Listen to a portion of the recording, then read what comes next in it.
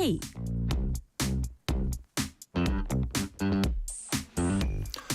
안녕하세요. 뉴스레터 K 진행하는 전종철입니다. 지난주 수사가 마무리된 최혜병 특검을 비롯해서 내란 특검, 김건희 특검도 이번 달 모두 종료됩니다. 민주당은 3대 특검이 미진한 부분이 있다면서 공정하고 객관적으로 진실을 밝히기 위한 2차 종합특검을 검토할 시점이라고 주장했습니다. 국민의힘은 추가 특검을 하겠다는 이유는 뻔하다면서 내년 지방선거까지 거짓 공세와 정치 공작을 지속하기 위한 것이라고 반발했습니다. 국회 법사위원회가 소위원회를 열고 내란 전담 특별재판부 설치와 판검사들을 처벌할 수 있는 법 왜곡죄 도입 문제를 논의했습니다. 여기서도 여야는 거세게 충돌했습니다.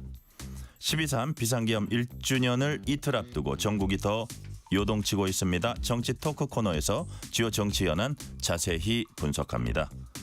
국내 전자상거래 시장 1위 업체인 쿠팡에서 3천만 건이 훨씬 넘는 개인정보 유출 사고가 일어났습니다. 경제 코너인 돈 워리 코너에서 자세히 짚어봅니다. 뉴스레터 K 지금부터 시작합니다.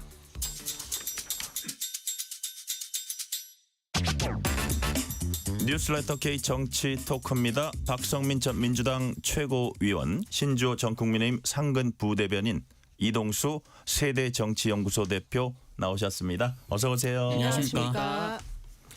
자, 말씀드린 대로 이틀 뒤면 12.3 비상계엄 1년이 됩니다. 자, 지난주에 최혜병 특검 수사 마무리됐고 내란 특검, 김건희 특검 역시 기한 다가오고 있습니다.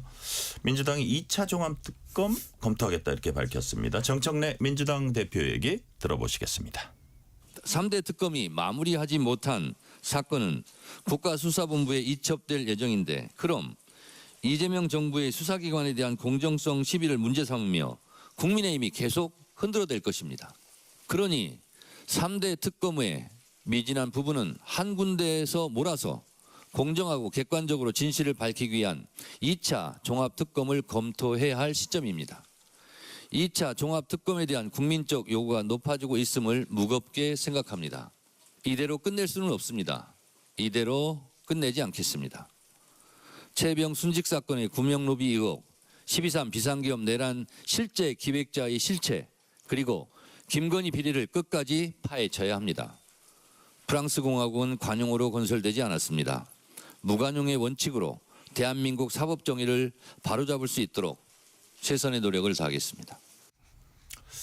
자, 박성민 최고위원님, 일단 뭐 사실 특검이라는 거는 갑자기 좀 특수 상황이 하는 거잖아요. 그래서 그걸 최대한 빨리 하고 그다음에 또 이게 어차피 국민의힘이 같이 참여해서 특검을 고른 것도 아니고, 그래서 이거를 더 한 번 연장하고 사실상 3차 연장 혹은 새로 시즌 2를 간다 뭐 이런 건데, 이게 꼭 필요하다고 보시는 건가요? 그러니까 뭐 이제 특검 3대 특검의 성과도 많았지만 이제 미완의 진실도 있다라는 생각이 있는 것 같습니다. 결국에 뭐 여러 면에서 이 VIP 경로설 이런 부분은 밝혀내고, 뭐 최혜병 특검은 그런 식으로 이제 성과도 있었고, 김건희 특검 같은 경우에도 뭐 목걸이라든지 금품을 받았던 그런 정황과 자백 이런 것들을 또 받아내기도 했는데, 그것과 별개로 이제 임성근 전 사단장에 대한 구명로비 의혹 같은 경우에는 밝혀내지 못했고, 그리고 뭐 박성재 전 법무부 장관 같은 경우에도 사실상 내란 공모의 핵심 인물인 것 같은 정황들이 드러났지만 영장이 기각되는 일이 있었고요. 그 외에도 이제 노상원 수첩 같은 경우에 이제 노상원 씨가 이 계엄 실행 전부터 많은 것들을 기획하고 알고 있었던 정황의 핵심적인 증거인데, 여기에 쓰여 있었던 뭐 이른바 수거 대상들 이런 것들은 누가 최초로 기획하고 어디서 지시를 받았고 어떻게 시작됐는가, 이런 노상원 수첩과 관련한 진실은 아직 좀 덜 드러났다 이렇게 보여지는 대목들이 있습니다.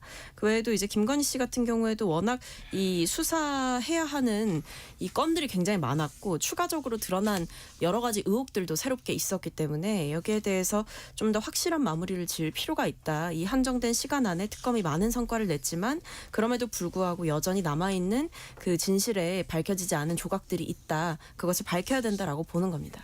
자, 이동수 대표, 네. 물론 뭐 이게 진실을 밝혀야 되고 아주 중요한 부분을 밝혀야 되는데, 이게 뭐 미진하다면 불가능한 건 아닙니다. 연장이. 근데 한 차례 이미 연장이 됐었고, 그렇다면 지금까지도 이 기한 동안 못 드러나고 있다면은 그거를 하세월 해야 되는 건지 아니면 그 부분에서 인정할 거는 또 인정하고 접는 것도 필요한지 그런 부분은 어떻게 보세요? 예, 일단 이 2차 특검이라는 게 비유를 하자면은 볼링으로 치면 스페어 처리하겠다는 거잖아요. 예. 근데 이제 우리가 스페어 처리할 때도 예를 들어서 10개 중에 9개 쓰러뜨리고 뭐 한두 개 처리하는 거랑 한두 개밖에 못 쓰러뜨려 가지고 또 더 많은 걸 해야 되는 거랑 또 차이가 있는 거잖아요. 그 제일 어려운 게 양쪽에 이렇게 있는 맞습니다. 거죠. 예. 양쪽에 있으면 그건 풀어도 못 돼요. 그렇죠. 예.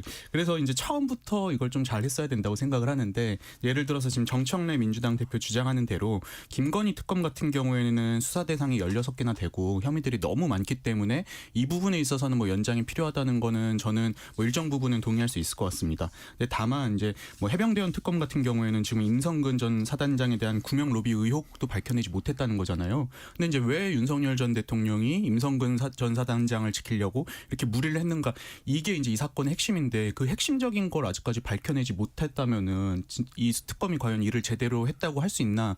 저는 그 부분이 의문이고요. 그리고 이제 내란 특검 같은 경우에도 보면은 물론 이제 내란 이 12.3 비상계엄의 어떤 그 내용이 워낙 방대하긴 하지만은 그 중에서도 핵심은 이 비상계엄이 왜 시작됐고 최초 기획자가 누구인지 이런 걸 밝혀내는 거였어야 되는데 근데 내란 특검이 뭐 여러 사람들 기소하면서 변죽만 울리고 결국에 핵심적인 부분은 건드리지 못한 게 아닌가 이런 상황에서 이제 2차 특검을 진행한다고 할 경우에 또 지방선거를 앞둔 상황에서 또 이제 정치적으로도 좀 문제가 불거질 수 있지 않을까 저는 좀 그렇게 생각하고 있습니다. 네. 신주호 부대변님, 민주당에서 지금 2차 종합특검 검토하겠다. 이런 부분 전체적으로 어떻게 평가하세요? 이미 특검은 3차례 연장해서 지금 수사를 마쳤습니다. 그럼에도 불구하고 새로운 사실을 발견하지 못하거나 이른바 트리거가 될 만한 것들을 수사에 진척이 없었다라고 한다면 그 특검의 능력에 문제가 있는 것이죠. 지금 그 지난 9월이죠. 민주당과 국민의힘이 정부조직법 개편안과 특검 연장하지 않기로 한 거 그것을 협상을 했습니다. 실제로 협상이 이루어졌고 정부조직법을 개편해주는 대신에 특검을 연장하지 않기로 했던 겁니다. 당시에. 그럼 민주당 말대로라고 하면은 당시에는 왜 그 합의안에 합의를 했습니까? 특검을 연장해야 된다면 왜 당시엔 특검을 연장하지 않는 것에 합의를 했는지 그것부터 밝혀야 되죠. 물론 당내 강경파의 입김 때문에 결국에 그것은 합의가 없어진 걸로 됐지만 당시에도 결국에 이런 식으로 했던 거 아니겠습니까? 지금 보면은 특검에 수백 명 규모가 투입이 됐습니다. 그러면서 수사 파견된 검사들이 날이 갈수록 피로감을 호소하고 있고 그 특검 수뇌부에 대한 불만을 호소하고 있습니다. 검찰로 돌아가겠다 이런 분들도 많은 상황 아니겠습니까? 그러한 상황에서 왜 굳이 특검을 연장하려고 하느냐? 결국에 정치적 목적 그 이상도 이하도 아닙니다. 이번에 또 새로운 종합특검이 발족하게 되면은 최장 180일에 걸친 수사가 이루어질 텐데 지금으로부터 180일 뒤면은 지방선거 전국입니다. 그러면 이 내란, 김건희 뭐 최상병 이런 것들을 결국에 지방선거까지 이어가가지고 본인들이 원하는 선거 결과를 도출해내기 위한 정략적인 목적의 특검이다라는 국민적인 의혹이 가득할 수밖에 없는 것이죠. 지금 이미 특검은 뭐 수사 동력도 상실했고 뭐 수십 명에 대해서 구속영장을 청구했지만 제대로 구속영장이 발부된 것은 극히 드물지 않습니까? 게다가 김건희 특검의 민중기 특검 같은 분은 본인의 미공개 정보를 이용한 주식 거래로 수억의 그 차익을 실현했다라는 의혹까지 존재하는 상황입니다. 이미 특검 자체를 향해서 그리고 특검 수사팀을 향해서 국민적인 의혹과 반감이 너무나 큰 상황이기 때문에 이 2차 종합특검을 아무리 민주당이 개시한다고 해도 저는 국민적인 비판에만 직면할 거라고 봅니다. 네. 자, 박성민 최고위원님 이제 뭐 정청래 대표 워딩을 봐도 또 민주당의 지금까지 입장을 최근에 봐도 재판 지연은 조희대 대법원장이 꽂은 지기현 판사 때문이다라고 했습니다. 또 이제 뭐 민주당 윤 전 대통령 구속 기간이 만료돼서 석방될 수 있다.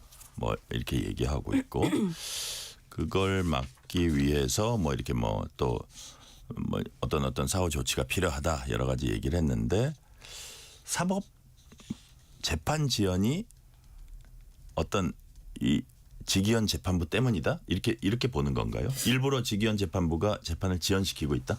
그렇죠. 왜냐하면 이제 지기현 재판부와 이 그 다른 이제 내란 재판을 하고 있는 이진관 부장판사의 태도가 판이하게 다르다라는 점은 뭐 많이 비교가 되고 있습니다. 뭐 예를 들면 김용현 그 전 장관의 변호인 측이 뭐 난동을 부리고 할 때 감치 조치를 단호하게 하는 이진관 판사의 모습도 있었고, 애초부터 그 변론기를 언제 마무리를 할 건지, 그러니까 이 재판을 언제 마무리를 해서 신속하게 매듭을 짓겠다라는 점에 대해서도 명시를 이진관 재판부는 한 바가 있었어요. 근데 지기현 판사 같은 경우에는 사실 재판 지연 논란이 지속적으로 있었고, 지기현 부장판사도 얘기하지 않았나요? 얘기를 했지만 예. 이제 비판이 일고 나서 연말 안에 마무리를 하겠다라고 예, 얘기를 예. 했고, 근데 심지어 그마저도 이제 불과 몇 달 전에는 12월 말에 이제 심리를 마무리를 하겠다라고 이제 국민들을 안심시켰지만, 사실 이번에는 또 그 입장을 바꿔서 1월에 추가 기일을 잡았습니다. 그래서 이 추가 기일을 잡고 그것까지 다 진행을 하다 보면 결국 윤 전 대통령의 이 구속 만료 기한이 1월 18일인데 그 뒤에 재판이 마무리가 되어질 것이다. 그러니까 1심의 판결이 나오는 시점이 구속 만료보다 더 뒤에가 될 것이다라는 것은 지금 사실상 뭐 거의 공공연한 이야기처럼 되고 있는 상황이거든요. 그렇기 때문에 지기현 판사가 애초부터 이 피고인 측 변호인들의 주장에 끌려다니고 좀 사담을 하는 듯한 태도라든지, 애초에 이 내란 재판이 시작될 때부터 윤 전 대통령의 촬영을 불허하거나 뭐 비공개로 이제 입장하는 그 통로를 열어주거나 이런 부분들에 대해서부터 윤 전 대통령에 대해서 특혜를 주는 것 아니냐라는 논란이 있었고, 그 뒤에 심지어 이 내란 재판의 속도나 이런 부분들이 너무 느리다라는 지적을 받아왔는데도 결과적으로 거기에 대한 입장을 밝혔는데, 그마저도 뒤집어서 1월 중에 마무리가 된다, 결론이 2월 중에 나올 것 같다라는 예상이 지금 나오고 있는 상황이기 때문에 여기에 대해서 비판은 당연히 제기될 수밖에 없다고 생각합니다. 근데 이제 이게 다른 재판들 지연되는 것들 그 이재명 대통령 재판을 굳이 언급 안 하더라도 이것과 비교해서 과연 이게 지연의 카테고리로 일반화시키는 게 맞는지, 이게 하나 논점이 있고, 또 하나는 뭐가 있냐면은 예를 들어서 지금 재판이 빨리빨리 이렇게 진행돼야 되고 그래야지 빨리 이 비정상적인 상태가 해소돼야 된다 하면서 다시 특검을 연장하면 좀 앞뒤가 안 맞는 거 아닌가요? 이동수 대표님, 그 부분 어떻게 예, 보세요? 뭐 그것도 그렇고요. 일단 재판 지연 관련해서는 이제 지금 민주당의 입장은 지기현 판사가 윤석열 전 대통령에 대한 재판을 지연함으로써 좀 편의를 봐주고 있다는 식으로 이야기를 하고 있는 거잖아요. 그런데 만약에 이제 진짜 재판이 지연이 돼가지고 윤석열 전 대통령의 구속 기한이 만료되고 이분이 밖으로 나온다면 저는 솔직히 그게 오히려 국민의힘의 더 악재라고 생각을 하거든요. 결코 이제 지기현 판사가 만약에 진짜 뭐 윤석열 대통령 뭐 편을 든다고 해도 그게 이제 뭐 이 야권에 도움이 되는 상황이 아닐 건데, 근데 민주당은 지금 이걸 계속 압박하고 있는 상황이잖아요. 근데 이제 지금 보면은 뭐 재판이 좀 늦어지고 있다고 막 뭐 좀 판사를 압박한다든지, 아니면은 뭐 법을 뭐 자기들한테 좀 유리한 쪽으로 이제 계속 개정하려고 한다든지, 이런 것들이 저는 이 국민적인 피로도를 상당히 높이고 있지 않나라는 생각이 들고요. 이게 만약에 이 정국이 뭐 2차 특검이 만약에 좀 또 다시 추진이 되고 연장이 된다면은 이 지방선거에 있어서도 민주당에게 별로 유리하게 작용하지는 않을 것 같습니다. 네. 자, 신조 부대변인, 이 상황 어떻게 보고 계십니까? 그러니까 이게 사실 일반적인 혐의로 재판이 이루어지는 게 아니고 내란과 관련된 사안입니다. 이 내란과 관련된 사안은 지금까지 재판이 많이 이루어지지 않았기 때문에 이번에 내리는 결과에 따라서 이것이 하나의 그 롤이 될 수가 있습니다. 롤 모델처럼 작용을 할 수가 있습니다.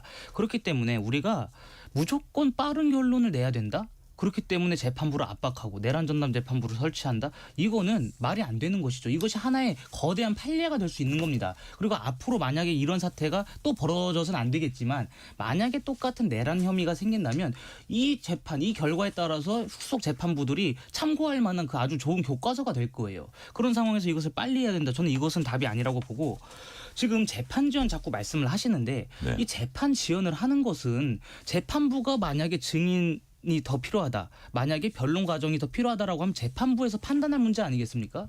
그것을 가지고 왜 이렇게 느리게 하냐라고 비판하는 것은 저는 말도 안 된다고 보고, 만약에 윤석열 전 대통령의 구속기간이 만료가 돼서 풀려난다면 그건 이미 법적으로 나와 있는 그 저희들끼리 합의 사항이기 때문에 당연한 거 아니겠습니까? 그것을 막기 위해서 재판을 빨리 해라, 이렇게 압박하는 것은 저는 어불성설이라고 보고, 그런 면에서 지금 앵커님 말씀하신 것처럼 민주당의 논리가 앞뒤가 너무 안 맞는 겁니다.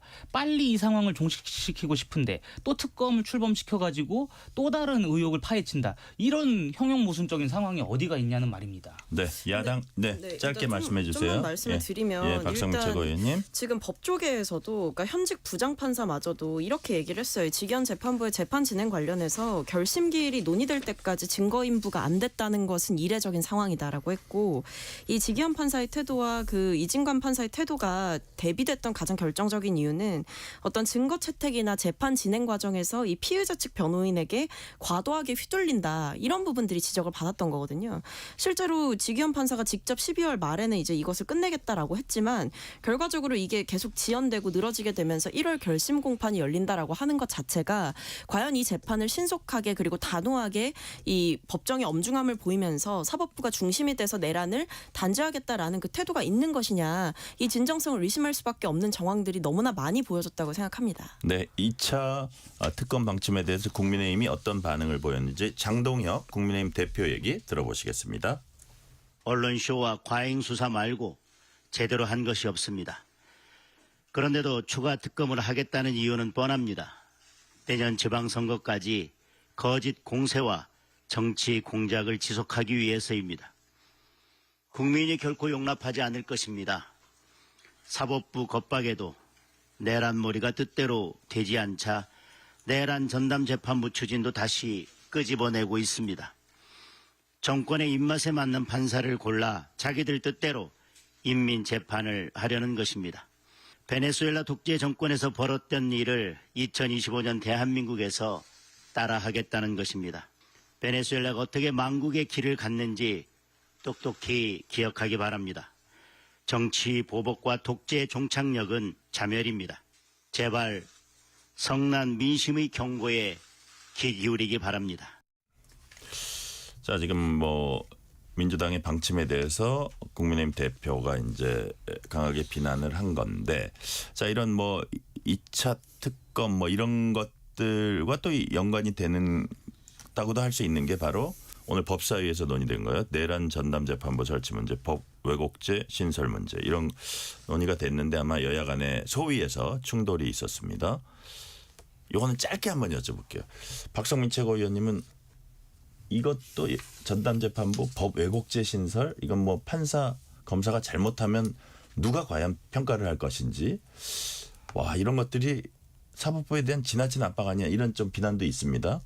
요게 뭐 실제로 그 뭐라 그럴까 성사가 될 수 있다고 보세요. 연말까지 하겠다고 이제 오늘 밝혔습니다. 그렇죠. 이제 한다고 얘기를 한 거기 때문에 예. 안 하진 않겠죠. 그리고 뭐 기한도 얘기를 한 것이고 그리고 뭐 내란 전담 재판부 같은 경우에도 이제 1심 내란 재판이 벌어지고 있는데 거기에 하겠다는 게 아니고 이제 네. 2심 재판부부터 하겠다라는 게 이제 당의 입장인 것으로 알고 있고 뭐 그 외에도 이제 뭐 법 왜곡죄 논의라던가 이런 부분들은 사실 이전부터 얘기를 해왔던 거고 근데 이제 사법개혁이라는 것을 연내에 좀 마무리하겠다라는 그 의지가 당 입장에서는 강력하게 있는 상황이기 때문에 추진하겠다라는 입장을 다시 한번 밝힌 것으로 보입니다. 근데 저는 이동수 대표님. 내란 전담 재판부라는 게 100번 양보해서 이제 아무래도 재판부가 이 사건도 하고 또 다른 사건들도 하다 보니까 시간이 너무 지체된다. 그러니까 이 사건만 전담하는 재판부를 뭐 별도로 좀 마련해야 된다. 이 취지는 저는 뭐 동의할 수 있다고 생각을 합니다. 근데 저는 민주당의 진짜 목적이라고 해야 되나요? 그건 이제 재판을 빨리 하라는 데 있는 게 아니라 우리가 원하는 대로 하라는 데 있는 게 아닌가 이런 생각이 들어요. 왜냐하면은 이제 민주당이 이것과 별도로 또 이제 내란 영장 전담 재판부 뭐 신설해야 된다 이런 주장을 하고 있는 거잖아요. 근데 해병대원 특검 같은 경우에는 지금 구속영장 10건 청구했는데 9건이 기각됐거든요. 그냥 이런 것들에 이제 지지층 압박을 받다 보니까는 우리가 원하는 대로 빨리빨리 좀 추진해라 이런 목적이 담겨 있는 게 아닌가 저는 그렇게 보고 있습니다. 네. 자, 원하는 뭐 영장이 됐건 뭐가 됐건 법원에서 결과가 안 나왔을 때 아이씨 강성지층 원하는 대로 가야 된다. 여기에 당이 맞춰준다? 예를 들어서 그런 부분의 제도가 바뀐다? 이런 부분은 어떻게 평가하세요? 신조부 대변인. 그러니까 법이라고 하는 것은 주관적인 판단에 의해서 이루어지면 안 되고 객관적인 기준을 설정해줘야 되는 겁니다. 그런데 지금 말씀하신 것처럼 내란 전담 재판부는 어떤 기준에 의해서 그 재판부를 구성할 것인지도 아직 불명확하죠. 게다가 법 왜곡죄라고 하는 것도 어떤 면에 있어서 이것이 법 왜곡이고 처벌 정도를 어느 정도로 할지도 불분명한 상황입니다. 그렇기 때문에 내란 전담 재판부는 현 사법 체계를 흔드는 것이기 때문에 안 되는 것이고 법 왜곡죄라고 한다는 것은 불필요한 서로를 향한 고소와 고발이 난무할 수가 있기 때문에 생겨서는 안 된다라는 겁니다. 법 왜곡죄에 대한 판단을 이 재판부가 하는 것 다르고 저 재판부가 하는 게 다르면 과연 국민들께 사법 체계의 신뢰성을 줄 수가 있을지 민주당은 이걸 한번 정말 잘 돌이켜봐야 됩니다. 네. 비상계엄 1년에 맞춰서 이재명 대통령이 특별 담화 준비하고 있습니다. 자, 여기에 이제 개혁과 그 이후 상황을 완전히 청산하겠다 이런 내용이 담길 걸로 예상이 되는데, 자, 신조 부대변님 보니까 외신만을 또 상대로 저 기자회견 연다는데 어떤 배경이 있을까요? 그러니까 저는 민주당과 그 이재명 대통령이 정부가 비상계엄을 본인들의 하나의 그 축제처럼 생각하는 것 같습니다. 이 12월 3일이라고 하는 날짜가 민주당 정권에는 무슨 승전 기념일도 아니고 말이죠. 우원식 국회의장은 국회에서 그 다크 투어를 진행한다는 거 아니겠습니까? 계엄 당시 본인이 담 넘었던 그 현장을 보존해가지고 시민들 투어를 시켜주겠다는 거 아니겠습니까? 이 계엄 사태라고 하는 것은 국가적인 비극이고 국민들께서 다시는 떠올리기 싫어하는 그런 악몽입니다. 그러한 것을 계속 끄집어내가지고 본인들 정치로 활용한다고 한다면 국민들께서 어떻게 생각을 하시겠습니까? 게다가 헌법재판소가 그 윤석열 전 대통령의 탄핵 심판 결정문에서도 분명히 판시한 게 있습니다. 계엄 사태라고 하는 것은 대통령, 정부의 잘못도 있지만 관용과 자제를 발휘하지 못하고 대화와 타협을 방치하고 대결 일변도로 갔었던 국회의 잘못도 있다. 이렇게 판시를 했어요. 그럼 그 국회의 잘못이라고 하는 것은 국회 내 압도적인 다수 의석을 갖고 있었던 민주당의 잘못을 저는 명확히 짚었다고 생각합니다. 본인들을 향한 비판, 본인들의 잘못을 지적한 헌법재판소의 결정이 있음에도 불구하고 마치 12월 3일이 민주당의 승전 기념일인 것 마냥 매년 계엄 1주기, 계엄 2주기, 계엄 3주기 해가지고 계속해서 기념하겠다고 하는 것은 저는 정말 국민을 우롱하는 처사라고밖에 안 봅니다. 네, 이동수 대표님. 유럽의 일부 국가들 보면은 대통령이랑 총리랑 둘 다 있을 때 이제 역할 분담을 하는 모습들 많이 볼 수 있잖아요. 그래서 대통령은 외교에 좀 집중을 하고 총리가 이제 내치를 담당하는 그 모습들 우리가 볼 수 있는데 저는 최근에 이제 이재명 정부랑 민주당이 좀 이런 형태로 가고 있는 게 아닌가 생각이 들어요. 이재명 대통령 같은 경우에는 뭐 정상회담이라든지 다자외교 이런 데 조금 더 집중하는 모양새를 보였고 정쟁적인 사안에 대해서는 정청래 민주당 대표가 좀 이렇게 강하게 얘기하는 모습들 보였었거든요. 그래서 저도 이것도 같은 맥락이 아닐까 생각이 듭니다. 아무래도 이제 12.3 비상계엄이라는 게 국민의힘이라든지 전 정부가 엮여 있을 수밖에 없기 때문에 대통령이 이 부분에 있어서 국내 언론들을 상대로 이야기를 했을 때 그 아무래도 정쟁성 논란이 좀 커질 수밖에 없는데 차라리 그냥 외신을 상대로 이 민주주의에 대한 원론적인 입장을 얘기하고 이제 이 비상계엄과 관련한 내부 입장은 민주당이 좀 추진하는 쪽으로 역할 분담을 한 게 아닌가 저는 그렇게 보여졌습니다. 자, 외신 기자회견에 대해서는 이동수 대표님이 얘기를 하셨으니까 요 신조 부대변인 말에 좀 반박을 한다면 예를 들어서 왜 민주당과 정부 여당이 계속 내란몰이로 인한 어떤 정치적인 이득에 이렇게 집착하느냐 이 부분에 대해서는 어떻게 보세요? 아니, 박성희 최고위원님. 일단 내란몰이란 말에 동의할 수가 없고요. 내란은 내란이죠. 왜냐하면 그 계엄군을 동원해서 국회 본청 그 창문을 깨고 들어가서 표결하려던 의원들을 사실은 체포하라, 끄집어내라 이런 지시가 있었다라는 것도 드러났고 이미 뭐 선관이라든지 국회에 계엄군을 투입한 것 자체가 그리고 그 말도 안 되는 그 포고령을 내린 것 자체가 이 국민들의 기본권을 제약하고 헌법기관을 흔들려고 했던 증거라는 건 명확하게 남아있다고 생각하고요. 그리고 뭐 끔찍한 기억이라는 말씀에는 저도 동의를 합니다.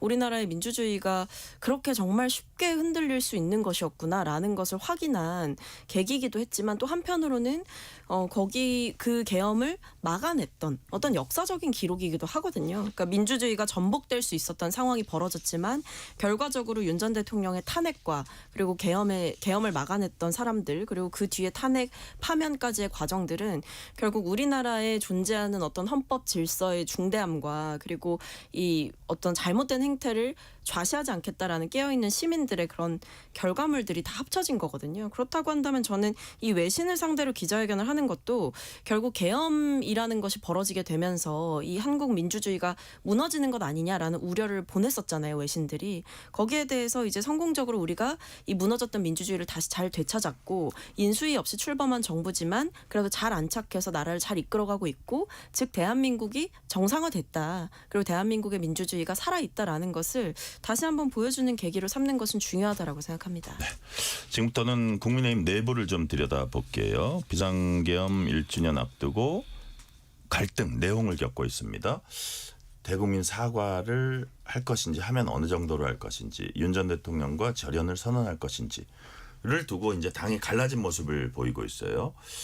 자, 일단 국민에게 더 진심 어린 사과 반성을 하라. 여기에 대해서 장동혁 대표는 뭐 여러 의견을 듣고 있다, 고민하고 있다 이렇게 얘기했는데 신지호 부대변인께 한번 여쭤볼게요. 그러니까 당내 일각에서 약간 뭐 강경한 뭐 지도부라든지 지도부의 좀 강경한 분이라든지 아니면 당내 강경파라든지 이런 분들 입장에서 사과하는 건 좋은데 이 시점이 민주당이 국민의힘을 그 위원정당으로 해산시키려 기회를 노리고 있는데 자칫 이것이 잘못한 걸 인정한다는 게 악용될 수 있지 않느냐. 아니 뭐 국민에게 사과하는 게 왜 악용되냐 이렇게 얘기도 하지만 충분히 그럴 수 있다 뭐 이런 주장도 하고 그런 약간 민감성이 있습니까? 거기다 추경호 의원 이제 뭐 어떤 영장 심사도 있고 이런 그 시점의 미묘함 때문에 이게 좀 더 꼬이는 면도 있는데 그런 부분은 어떻게 풀어야 된다고 보세요? 뭐 이건 제 개인적인 생각입니다만 추경호 전 원내대표의 구속영장 실질 심사가 내일 예정되어 있습니다. 네네. 그럼 내일 하게 되면 내일 밤이나 이제 12월 3일 새벽. 모레 오전에 새벽에 나올 가능성이 큰데 사과는 전 그 전에 해야 된다고 생각합니다. 왜냐하면 추경호 전 원내대표의 전 영장이 기각이 될 거라고 확신을 합니다. 기각이 된 다음에 저희가 사과를 하게 되면은 좀 늦어요. 추경호 전 원내대표의 구속영장 심사가 이루어지기 전에 미리 사과를 함으로써 영장이 기각된 다음에 민주당의 내란몰이에 저희가 상대적으로 역전할 수 있는 계기와 발판을 마련할 필요가 있다고 생각합니다. 추경호 전 원내대표의 영장이 기각된 다음에 사과를 하면 결국에 간 보다가 사과하는 거 아니냐 이러한 또 국민적인 의혹이 또 퍼질 수가 있고 민주당은 추경호 전 원내대표 영장 기각되면 사법부로 향한 공세를 멈추지 않을 겁니다. 그 상황에서 국민의힘이 사과를 하는 것보다는 그 전에 선제적으로 해가지고 민주당이 어쨌든 결국은 내일이네요. 저는 내일 해야 된다고 봅니다. 내일 오전 중으로 해야 된다고 보는데 여러 상황을 고려해 보면 다양한 의견이 있는 것 같습니다.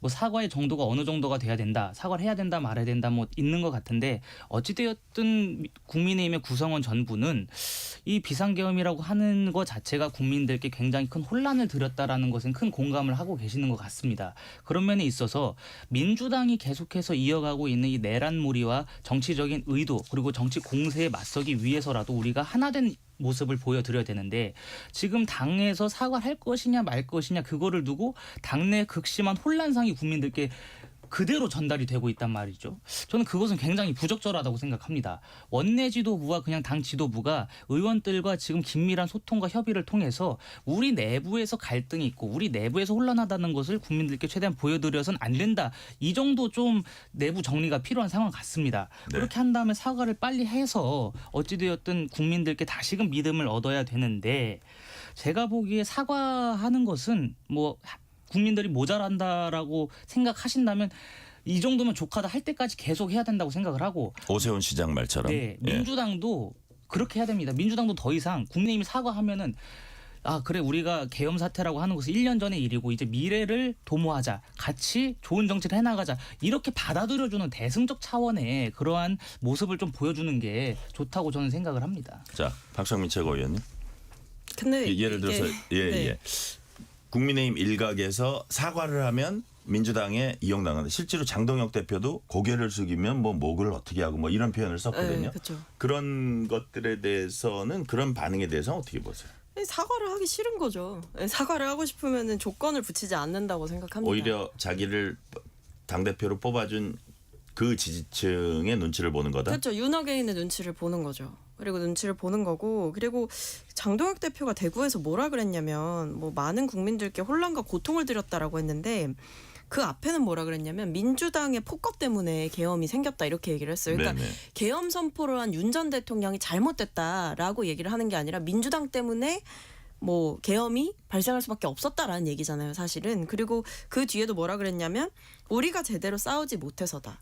근데 이 발언이 요즘 국민의힘에서 자꾸 보이는 발언이에요. 그러니까 죄송하다라고 해서 뭐 죄송하다고 하는지 들여다봤더니 뭐 더 잘 싸우지 못해서 죄송하다. 뭐 그런 얘기를 하는 거예요. 그러니까 예전에도 그런 일이 있었죠. 이제 계엄 선포 직후에도 뭐 윤 전 대통령 탄핵되고 뭐 이런 일이 있을 때도 윤 전 대통령 지키지 못해서 죄송하다 이런 사과가 당내에서 나왔단 말이에요.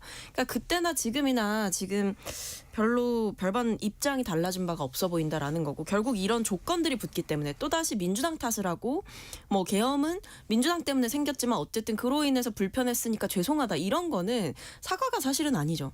계엄은 어떤 경우에도 그런 방식으로 그렇게 선포됐었어는 안 되는 것이고 윤 전 대통령의 행동은 명백하게 잘못됐다. 윤 전 대통령은 잘못했다. 이 얘기를 해야 되는 건데 그 얘기를 못하고 있다는 것 자체가 사과를 못하고 있는 거고 사실은 못하는 게 아니라 안 하는 것에 가깝다. 왜냐하면 지지층이 흔들릴 수 있기 때문에 그 부분을 최대한 막고 싶은 그 심리가 여전히 있는 거죠.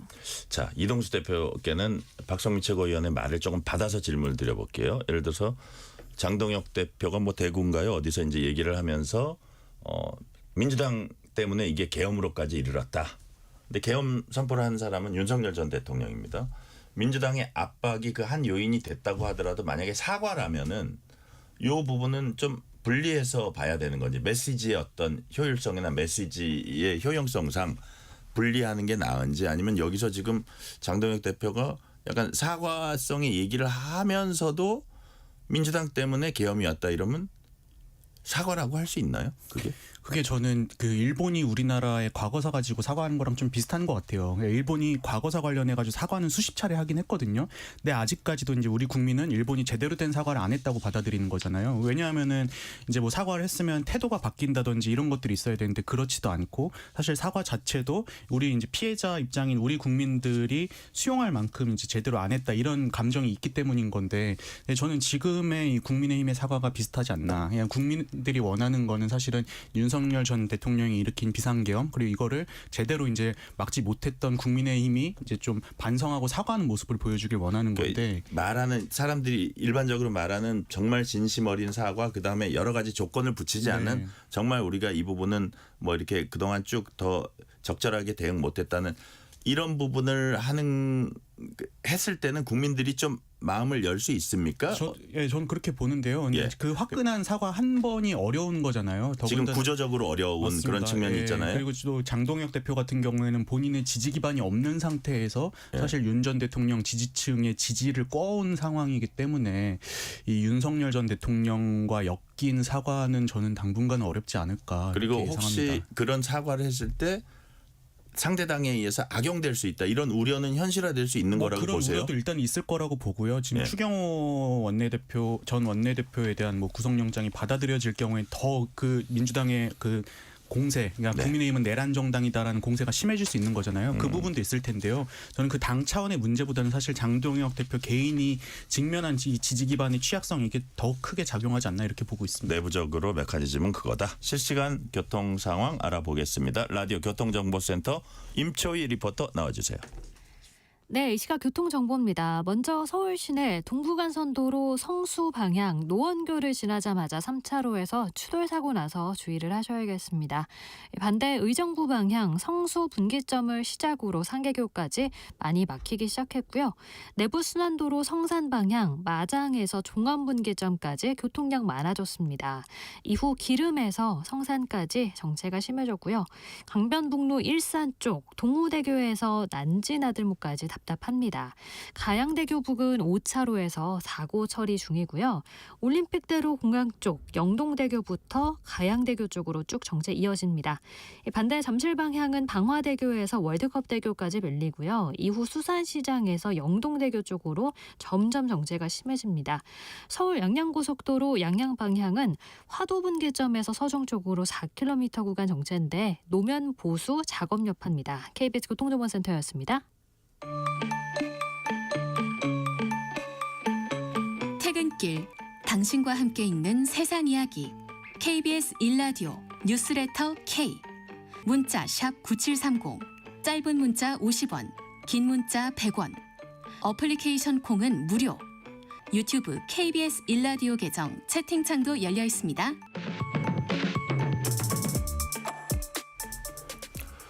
KBS 1라디오 뉴스레터 K 정치 토크입니다. 박성민 전 민주당 최고위원, 신지호 전 국민의힘 상근 부대변인, 이동수 세대정치연구소 대표와 얘기 나누고 있습니다. 자, 이번엔 한동훈 전 대표 뭐 가족 연루됐다는 의혹 받고 있는 국민의힘 당원 게시판 게시글 논란. 이거 이제 야당 당무위원회가 이제 조사한다고 합니다. 윤석열 전 대통령 부부 비방했던 그런 글들입니다. 자, 신지엽 부대변님. 네. 이 시점에 당원 게시판 게시글 조사하는 배경이 뭡니까? 그러니까 저도 그게 조금 의아하긴 합니다. 왜 이 시점에 네. 이런 얘기를 하는지. 예. 왜냐하면 장동혁 대표가 계속해서 국민대회라고 하는 장애 집회에서 네. 우리가 하나로 똘똘 뭉치지 못했기 때문에 정권을 헌납했다. 이렇게 아주 강변을 하고 계시거든요. 네. 그런 상황에서 이 당원 게시판 문제가 자칫 잘못하면 당내 갈등을 증폭시키고 확대되고 폭발시키는 아주 예민한 문제인데 왜 당내 갈등으로 자리 잡을 수 있는 이 문제를 지금 꺼내는지 저 개인적으로는 이해가 안 됩니다. 자, 제가 만약에 추측을 한다면 네. 김종혁 전 최고 비상대책위원도 뭐 그런 문자를 받았다 그러거든요. 네, 네. 당신을 조사하겠다. 네. 이렇게 당을 비난하고 그래서 당의 갈등을 초래했다고 해서 지금 조사하는 거 아니에요? 큰 맥락으로 보면. 아 김종혁 최고위원이요? 김종혁 네. 최고위원이라든지 당원 게시판이라든지 이런 것들을 장동혁 대표는 계속 하나로 뭉쳐야 되는데 이거의 저해 요인들을 우리가 네. 좀 짚고 가자. 네. 이런 차원 아닌가 싶은 생각도 언뜻 들어서. 당원 게시판은 저희가 작년 문제 그러니까요. 아니겠습니까? 예, 1년도 예. 더 된 문제인데 작년에 아니 그 조사가 잘했다는 예, 게 예. 아니라 이게 같은 흐름이 아니냐 네. 이런 걸 여쭤보는 네. 거예요. 그러니까 작년에 이제 그 주진우 당시 법률자문위원장이 발표한 거에 의하면 네. 한동훈 전 대표의 본인 명의로 된 것들은 한동훈 전 대표가 아니다. 한동훈이라고 하는 다른 동명이인의 당원분이 글을 올린 것이고 만약에 한동훈 전 대표 관련된 것들이 올라온 것들도 이것이 사실상 뭐 몇천 건인데 그중에 문제가 될 만한 것은 극히 일부에 불과하고 또 그런 것들 중에서도 뭐 신문 사설을 올리고 그런 것들이라고 했어요. 그런데 이것이 사실 1년 넘게 끌어올 문제가 아니긴 합니다. 그렇기 때문에 저 개인적으로는 그냥 이번에 확실하게 당무감사를 진행해가지고 이 문제를 그냥 확 훌을 털었으면 좋겠습니다. 그래요? 앞으로 이런 차라리? 문제가 이런 문제가 더 갈등의 내관으로 존재하지 않게끔 아예 이번에 정리를 할 필요는 저는 있다고 봅니다. 자, 이동수 대표님, 이게 예를 들어서 뭐 여러 가지 우리가 분석을 하고 관측을 내놓잖아요. 네. 사실 장동혁 대표와 한동훈 전 대표가 그 이후에 한 번도 연락해 본 적이 없대요. 누구도. 네. 그런 거를 양측이 다 각자 방송에 나와서 얘기하는 거 아마 장동혁 대표는 분명히 그런 얘기를 했어요. 질문을 받고서는 아니 뭐 따로 연락 안 했다고 그러는데 그렇게 이제 그런 좀 어색한 사이가 됐는데 확실히 한동훈에 대한 견제다? 어떻게 보세요? 저는 이거 장동혁 대표의 내치용 이 전략이라고 보는 게요. 내치용? 이게 사실 자기 지지층들을 조금 만족시키기 위한. 네, 왜냐하면은 이게 이제 한동훈 전 대표가 대표 시절에 윤석열 전 대통령을 당원 게시판에서 욕했다는 게 핵심인 거잖아요. 네. 근데 이제 이 의혹이 사실 당원이 아닌 일반 국민이 볼 때 그냥 아무것도 아닌 이슈인 거잖아요. 아니 뭐 대통령 욕 좀 할 수 있지 이렇게 생각을 하는데 굳이 1년 지난 시점에서 국민이 볼 때 아무것도 아닌 이슈를 꺼낸 거는 장동혁 대표가 지금 처해 있는 상황이 사실은 이제 비상계엄과 관련한 그리고 탄핵과 관련한 이슈를 털고 이제 지방선거 국면에 접어들었을 때 중도 확장을 해야 되는 거잖아요. 근데 이제 장동혁 대표가 중도 확장을 하려고 할 때 당원들이 저거 알고 보니 배신자 아니야? 뭐 저 왜 자꾸 이제 국민의힘의 어떤 정체성과 다른 길을 가려고 하지 이런 의구심을 가질 텐데 그 전에 이 당원들 그 열성 당원들이 가장 싫어하는 인물인 한동훈 전 대표를 미리 공격해 놓음으로써 본인의 충성심을 좀 미리 좀 보여주려는 게 아닌가. 그래서 이참에 한동훈 전 대표를 확실하게 밟아놓고 그 다음에 이제 뭐 중도 확장이든 뭐든 하려는 전략이 아닌가 저는 이렇게 좀 보고 있습니다. 박성민 최고위원께 이거 한번 여쭤볼게요. 지금 김재섭 의원 등 국민의힘 의원 한 20여 명이 우리 어떤 뭐라고 해 비상행동할 수도 있다. 연판장 돌릴 수도 있고 만약에 좀 이렇게 1주년 될 때 확실한 어떤 조치를 안 내놓으면 우리는 집단행동하겠다는 걸 미리 예고를 했습니다. 그다음 뭐 재선 의원이라든지 좀 중진 의원들도 심지어는 이명박 전 대통령까지 중도층을 좀 끌어올 수 있는 이게 필요하다는 취지로 얘기를 했거든요. 장동혁 대표의 결론은 어떻게 날 것 같아요? 그러니까 결론이 예. 그 사과를 안 하는 쪽으로 갈 것 같으니까 그래요? 지금 이런 행동의 예고가 나오는 거라고 생각합니다. 만약에 지도부에서 명확하게 어떤 그런 기류들을 의원들에게 미리 공유를 하거나 뭐 지금 보면 의원들이 계속 개별 통로를 통해서 계속 의견을 전달하고 있다라고 하거든요. 네. 이거 사과해야 된다. 그러니까 근데 그 메시지에 대해서 묵묵부답이고 사실 최근에 집회 가서 나오는 얘기들을 보면 네. 장동혁 대표의 스탠스가 보이잖아요. 사과를 안 하는 쪽으로 뭐 민주당의 폭거 때문에 계엄이 있었다. 혹은 더 잘 싸우지 못해 죄송하다 이런 얘기들을 하고 있다 보니까 이번에가 사실은 마지막 그 사과할 수 있는 기회인데 이것마저 장동혁 대표가 날릴 수 있겠구나. 그 우려가 지금 있는 거고 네. 사실 기회가 여러 번 있었지만 장동혁 대표가 번번이 져버렸죠. 뭐 윤 전 대통령 면회 갔지 않습니까? 그리고 우리가 황교안이다라는 얘기도 했고요. 그 뒤에도 지금 뭐 비상계엄 1년 다가오는데 입장 내야 된다라고 하는데 거기에 대해서 침묵하고 있잖아요. 어떤 기조다라는 점을 얘기를 안 하고 있잖아요. 네. 그거 자체가 회피하는 거고 일종의 시한폭탄을 지금 떠넘기고 있는 거라고 보이는 거죠. 그러니까 의원들 입장에서는 이러다 우리 다 죽겠다. 우리라도 얘기를 해야 된다. 이 생존 본능이 발동을 했다라고 생각하고 그것과 별개로 지금 뭐 한동훈 전 대표에 대한 당원 게시판 그 감사를 하겠다고 하는 것도 저는 뭐 내치용이다라는 말씀에도 동의를 하고 그 전략이 어디에 시선이 가 있는가. 그러니까 결국 우리 뭉치자라고 얘기를 하면서도 한동훈계만 빼고 이건 거잖아요. 네. 그 외에도 제가 봤을 때는 공천을 안 주려고 밑작업을 시작을 했다라고 봅니다. 그래서 지금 이 확실한 사전 견제다. 그렇습니다. 그러니까 왜냐하면 당무감사를 지금 하면 결과가 어쨌거나 지방선거 전 혹은 재보궐 전에는 나올 텐데 미리 이 결과를 받아서 이러니까 당신은 후보로 나갈 수 없다라는 발판을 만들려고 하는 거죠. 네. 그러니까 장동혁 대표의 시선은 지금 어떤 사과와 반성, 쇄신에 있지 않다라는 걸 잘 보여주고 있습니다. 네. 이번 질문에 대해서는 짧게 한 말씀씩만 해주세요. 장동혁 대표와 조국혁신당 대표가 오늘 만났습니다. 이재명 정부의 쓴소리도 해라. 이게 이제 장동혁 얘기고 조국 얘기는 뭐가 있냐면 윤석열 일당과 확실히 절연해라 이러고 이제 약간 신경전도 벌였는데 자 대장동 황소 포기 토론을 두고는 빠르게 추진하자 이러고 서로 이제 막 자신감을 내비쳤습니다. 박성민 최고위원님 성사될까요? 뭐 글쎄요, 좀 두고 봐야 될 것 그래요? 같습니다. 네. 아직 불투명해 보인다. 네, 아직은 모르겠습니다. 근데 왜냐하면 이제 각자가 하겠다라고 얘기를 했기 때문에 빠르게 추진하자라는 게 진심일 수는 있겠는데 또 네. 각자가 원하는 그 목적이 좀 다를 수는 있잖아요. 그래서 이게 글쎄요, 이 토론이 과연 실제로 갈 수 있을지에 대해서는 미지수다라고 볼 수밖에 없을 것 같습니다. 자 만약에 토론이 붙었어요. 장동혁 대 조국. 그 주제가 항소 포기잖아요. 조국 대표한테 좀 불리한 주제 아니에요? 근데 전 딱히 그렇게 보지도 않는 게요. 왜요? 사실 이제 장동혁 대표랑 조국 대표가 저는 적대적 공생 관계라고 보는 게 이제 양 진영이 서로 그 겨누고 있는 타겟이 사실 이 두 분은 아닌 거잖아요. 민주당 네네. 같은 경우에는 윤석열 전 대통령을 겨냥하고 있고 국민의힘은 이재명 대표를 겨냥하고 있는데 이분들이 엄연히 따지면은 그분들과는 조금은 거리가 있는 분이다 보니까는 네. 서로 이렇게 양쪽 공격하면서 하고 싶은 말 하고 있는 게 아닌가 저는 그렇게 보고 있습니다. 네. 신주호 부대변인. 전 토론 이거 성사 안 될 것 같습니다. 그래요? 장동혁 대표와 국민 둘 다 자신하고 있는데도 근데 조국 대표는 아마 도망갈 겁니다. 이 대장동 문제 같은 것은 여권의 최고 악재 중에 하나이기 때문에 민주당에서는 최대한 이 이슈를 가라앉히고 싶을 겁니다.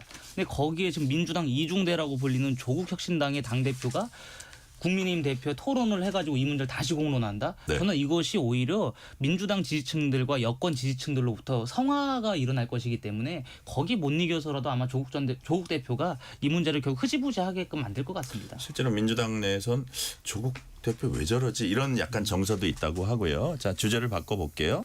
장경태 민주당 의원이 성추행 의혹에 휩싸였습니다. 어제 긴급 기자회견 열어서 성추행 없었다.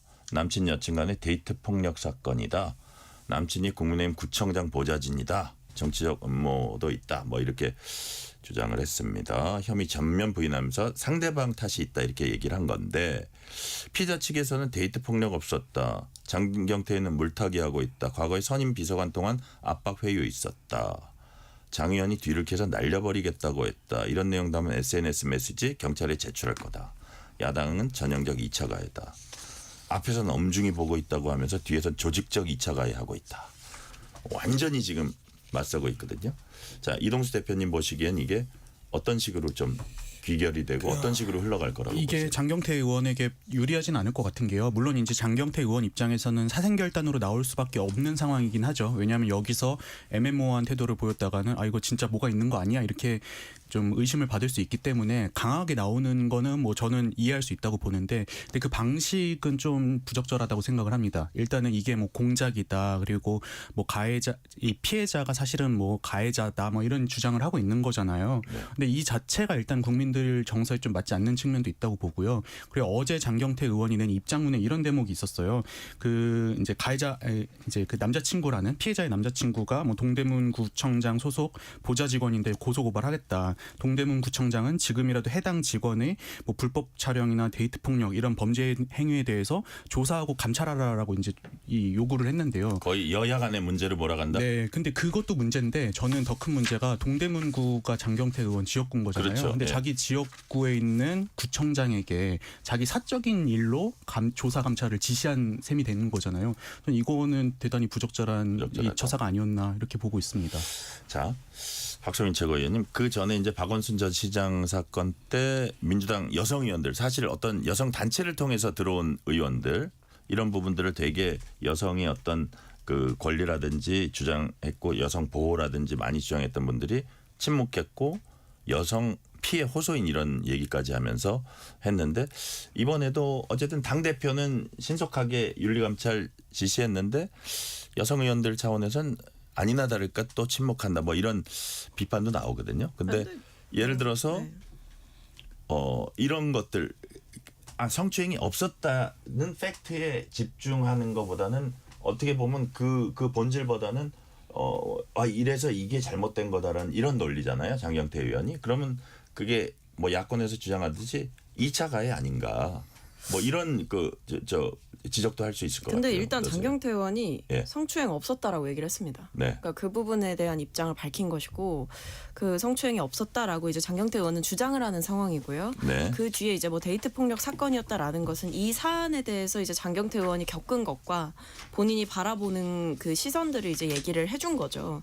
그래서 뭐 그것만으로 2차 가해성 주장을 장경태 의원이 작정하고 했다라기보다는 이제 본인도 억울하다라는 차원에서 여러 얘기를 한 것으로 보이고요. 근데 네. 다만 지금은 서로 다른 주장들이 너무 크게 맞부딪히고 있는 상황이라 단정하거나 함부로 뭐 예단해서 얘기할 수 있는 상황은 아닌 것 같습니다. 그렇기 때문에 당 차원에서도 이 윤리감찰단에 이제 바로 지시를 내려서 진상 조사를 벌여라라고 얘기를 한 것이고 그 결과가 나올 때까지는 당에서도 이제 뭐 개별적으로 특정한 입장을 내기는 어렵다라고 생각하고요. 다만 좀 주의해야 되는 것은 뭐 조작된 사진을 가지고 이것이 뭐 아예 없는 사실이다라고 단정해서 말을 민주당 하고 보좌진이 올렸던. 그렇습니다. 뭐 그런 식의 행태는 2차 가해라고 저는 보고요. 그래서 거기에 대해서는 주의를 하는 게 맞다. 그래서 지금 사무총장께서도 윤리감찰단의 이 결과가 나올 때까지 감찰 결과가 나올 때까지 당에서는 말을 아끼는 것이 맞다. 라는 그 입장에 저도 동의를 하고 그리고 지금 경찰에서 어쨌든 뭐 고소인을 포함해서 그 여성분을 포함해서 그 동석했던 인사들까지 다 이제 불러서 조사를 하겠다라고 하고 있는 상황이기 때문에 네. 수사 결과를 지켜보고 그 뒤에 이제 이야기를 들을 수 있을 것 같습니다. 네, 지금 신조 부대변님 장경태 의원과 그 피해자 측의 주장이 극명하게 엇갈리고 있어요. 피해자 측에서 뭐 물타기 하고 있다 이런 얘기도 하고 장경태 의원은 저쪽이 데이트 폭력 사건이다. 이 상황은 어떻게 지금 파악하고 계십니까? 성추행이 없었다면 왜 그 피해자의 남자친구라고 알려진 분이 재선 국회의원의 목덜미를 잡는데 고분고분하게 앉아 있었겠습니까? 일단 그거부터 전 개인적으로 이해가 안 되고요. 데이트 폭력 문제를 끌어온 것은 장경태 의원의 정치 공작이 이번에도 발현이 됐다라고 생각합니다. 장경태 의원이 뭐라 그랬냐면 왜 1년이나 지난 시점에서 고소하는지 모르겠다라고 하면서 마치 이것이 정치 공작인 것처럼 분위기를 몰아갔거든요. 진짜 정치 공작은 뭐냐면 당사자들의 근무지까지 공개해가면서 당사자들의 개인적인 사정까지도 국민 앞에 알리면서 이것이 마치 본인과는 무관하다는 식으로 알리는 것. 게다가 여기에 동대문구청에서 근무했었던 그 이력까지도 꺼내오면서 정치적으로 뭔가 순화시키려고 하는 그거야말로 전 정치 공작이라고 생각을 합니다. 그리고 장경태 의원이 데이트 폭력을 이야기를 했는데 데이트 폭력과 이번 성추행 의혹은 엄연히 다른 문제이기 때문에 본인이 헤쳐나가야 될 문제라고 생각을 합니다만은 지금 장경태 의원의 주장대로라고 한다면 작년에 데이트 폭력이 있었다라는 것을 인지하고 있었던 거 아니겠습니까? 장경태 의원이. 네. 그러면 작년에 재선 국회의원으로서 게다가 본인이 여성과 관련된 여러 이야기들을 많이 해왔었던 분으로서 데이트 폭력이 있었던 그 시점에 그것을 문제 삼고 그 데이트 폭력이 근절될 수 있도록 노력을 했어야 되는 거 아니겠습니까? 왜 본인은 1년 있다가 이 데이트 폭력을 인지하고 있었을까? 있었으면서 왜 그 문제를 1년 있다가 와가지고 공론화시키는지 이러다 보니까 국민들께서 결국에 이 데이트 폭력을 언급함으로써 물타기 하려는 거 아니냐 네. 이렇게밖에 바라볼 수 없는 환경을 전 본인이 초래했다고 생각합니다. 네. 자, 지난주 국민의힘은 대장동 항소포기 국정조사 두고 3가지 제안했습니다. 근데 국민의힘 나경원 의원 법사위 간사 선임 최대 난관을 꼽혔는데 오늘 송원석 원내대표 법사위 간사 선임 목매지 않겠다. 자, 이건 이동수 대표님 네. 짧게 국정조사 이루어질까요? 아니면 무산될까요? 뭐 이루어지더라도 하나만한 국정조사가 이루어질 것 같은데요. 지금 네. 민주당이 조건을 달 때마다 국민의힘이 조금씩 양보를 하고 있거든요. 이 국정조사도 처음에 법사위가 해야 된다고 민주당이 주장했고 국민의힘은 법사위는 민주당이 많으니까는 별도 위원회가 해야 된다라고 했는데 이제 국민의힘이 법사위 하는 것까지 받아들이겠다. 그럼 나경원 간사로 선임하게 해달라 했는데 민주당이 그건 안 된다니까 그래 그럼 우리가 그것까지 받아들이겠다 하는 거잖아요. 그래서 민주당의 입지가 점점 좁아지고 있다 이렇게 말씀드리고 싶습니다. 자, 시간 30초 남았는데 신주호 부대변인한테 짧게 하나 여쭤볼게요. 배현진 대 김계리. 배현진 의원과 김계리 변호사 사이에 천박 대 피식. 어떻게 보셨습니까? 한마디로 얘기하면. 김계리 변호사의 기행이 이어지고 있다고 생각을 하는데요. 그런 분이 제도권 정치에서 계속 목소리를 내는 환경을 조성하게끔 저는 안 된다고 생각을 하고 배현진 의원은 하나의 헌법기관으로서 본인의 의사를 피력할 수 있습니다. 근데 거기에다 대고 김계리 변호사가 마치 윤어게인의 입장을 앞장서서 본인이 정치적으로 무언가 체급을 높이려고 한다면 저는 그것만큼 코미디는 없을 거라고 생각합니다. 네, 오늘 말씀 여기까지 듣겠습니다. 지금까지 박성민 전 민주당 최고위원, 신주호 전 국민의힘 상근 부대변인, 이동수 세대 정치연구소 대표였습니다. 오늘 말씀 감사합니다. 감사합니다. 뉴스레터 K 1부 마치고 2부가 이어집니다.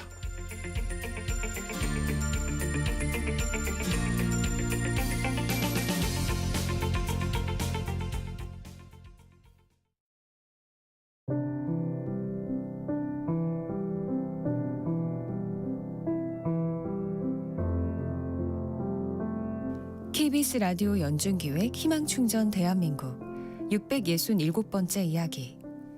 안녕하세요. 아나운서 유지원입니다. 11개월 작은 아기 유나는 오늘도 병원 침대 위에서 작은 두 손을 꼭 쥐고 있습니다. 머리와 얼굴, 목, 귀까지 뜨거운 분유가 쏟아진 그날, 유나의 몸에는 깊은 화상이 남았습니다. 화상 전문 병원에서 치료 중이지만 끝이 보이지 않는 위기 속에 놓여 있는 유나. 출생 미신고로 등본에 이름조차 없기에 어떤 의료비 지원도 받을 수가 없는데요. 엄마와 외할머니, 그리고 지적장애가 있는 15살 언니까지. 가족들은 유나를 지켜내고 싶지만 힘겨운 형편은 그 마음을 따라주지 못합니다. 오늘도 고통스러운 화상 치료에 작은 몸을 떨며 우는 유나. 유나가 더는 아프지 않도록, 상처 대신 웃음으로 하루를 채울 수 있도록 여러분이 두 손을 꼭 잡아주세요.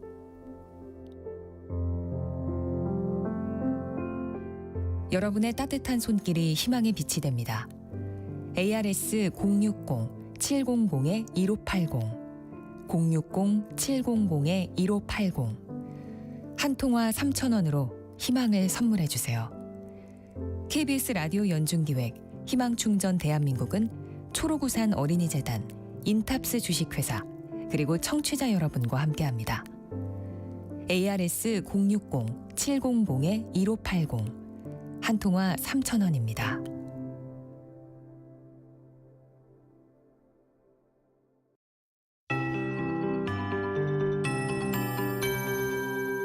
KBS 58분 날씨.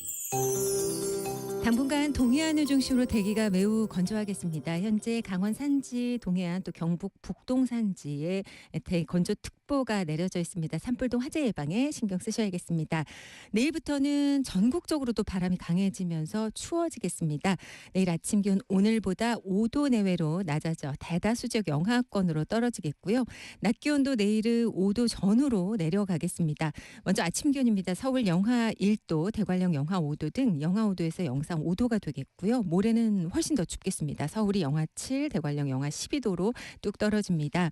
그리고 내일 낮 기온 5도 내외가 되겠습니다. 서울 3도에 머무는 등 1도에서 13도 분포가 되겠습니다. 그런 가운데 내일 밤부터 서해안과 남부 내륙 제주에 비나 눈이 시작돼 모레 새벽에 더 광범위한 지역까지 확대되겠습니다. 모레는 중부와 호남 서해안 위주로 비나 눈이 올 텐데요. 이틀간 서해안에는 최대 8cm, 제주 산지에는 최대 10cm의 폭설이 예보돼 있어서 피해 없도록 주의하셔야 되겠습니다. 무거운 눈이 되겠습니다. 오늘은 점차 구름 양만 많겠고요. 내일은 가끔 높은 구름이 지나겠습니다. 오늘 밤부터 내일 오후 사이에는 너울성 파도가 높겠고 동해 먼바다 물결 높아지겠습니다. 지금 서울의 기온 4.3도입니다. 강혜종입니다.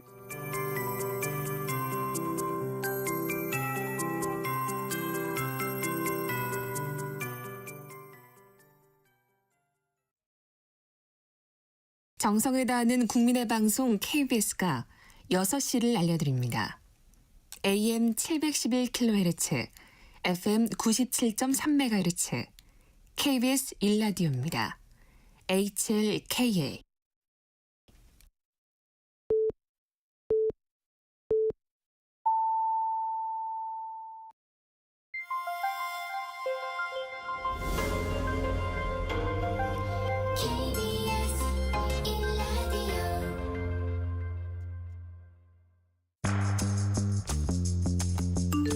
여러분은 지금 퇴근길 시사편지 한 장, KBS 1라디오 뉴스레터 K를 듣고 계십니다.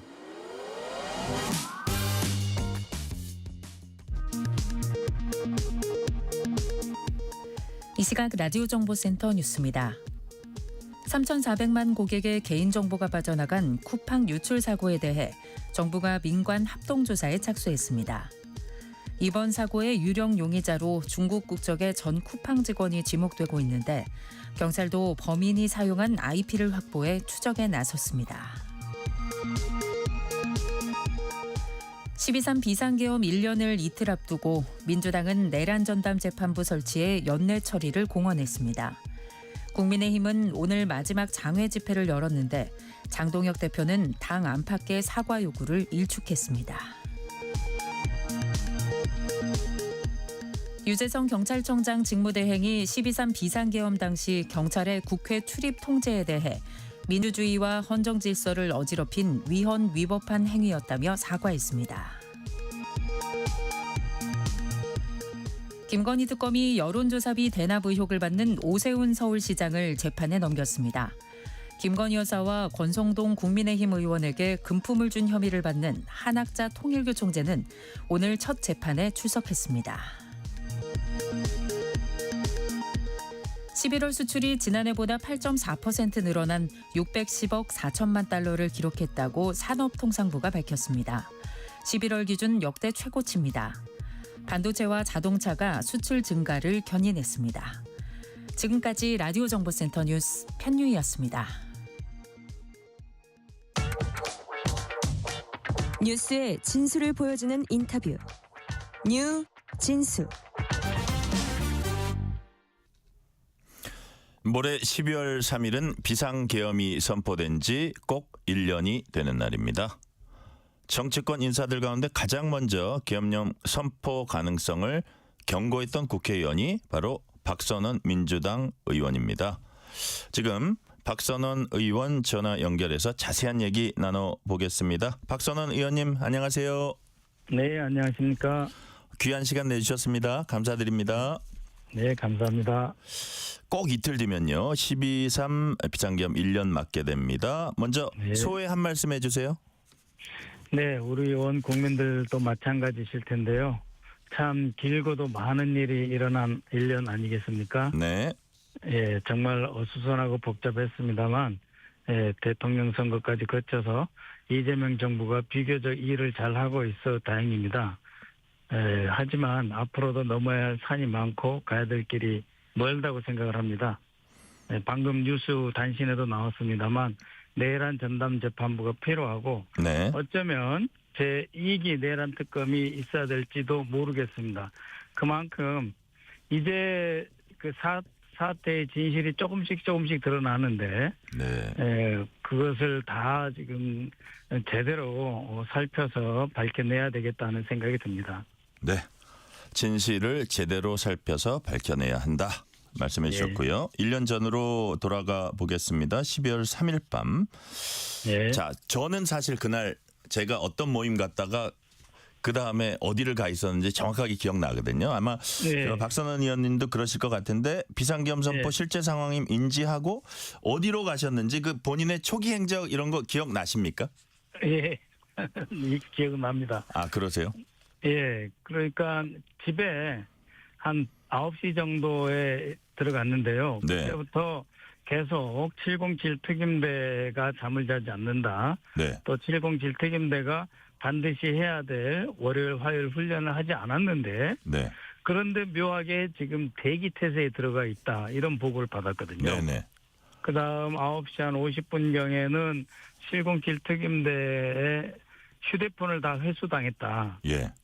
그리고 또 한 9시 한 55분쯤에 대통령실에서 긴급 담화를 발표하려고 한다. 네. 그러고 나서 봤던 것이 10시 15분경인가요? 그때 윤석열 대통령이 TV 화면에 나타나는 모습을 봤죠. 생중계 상태로 보셨습니까? 생중계 나오기 직전에 제 보좌관이 네. 지금 계엄입니다. 빨리 피하십시오 해가지고 나오려고 하는데 그 윤석열 대통령 예. 얼굴이 나와서 바로 튀어나와서 차를 몰고 국회로 향했습니다. 네네. 야, 그러셨군요. 일단 예. 그 707 특임대 관련 그거는 이제 뭐 보좌진인지 아니면 뭐 안보라인 관계자인지 이렇게 이제 정보가 들어왔고 그래서 이거 예. 뭐지 하고 있었는데 자 이제 비상계엄입니다를 보좌진한테 또 보고를 받으셨군요. 예, 그렇습니다. 그러시고 이제 국회로 오신 거네요. 예, 그랬었죠. 예. 자, 2024년 12월 3일 밤에서 4일 새벽까지 급박한 상황이 계속 이어졌습니다.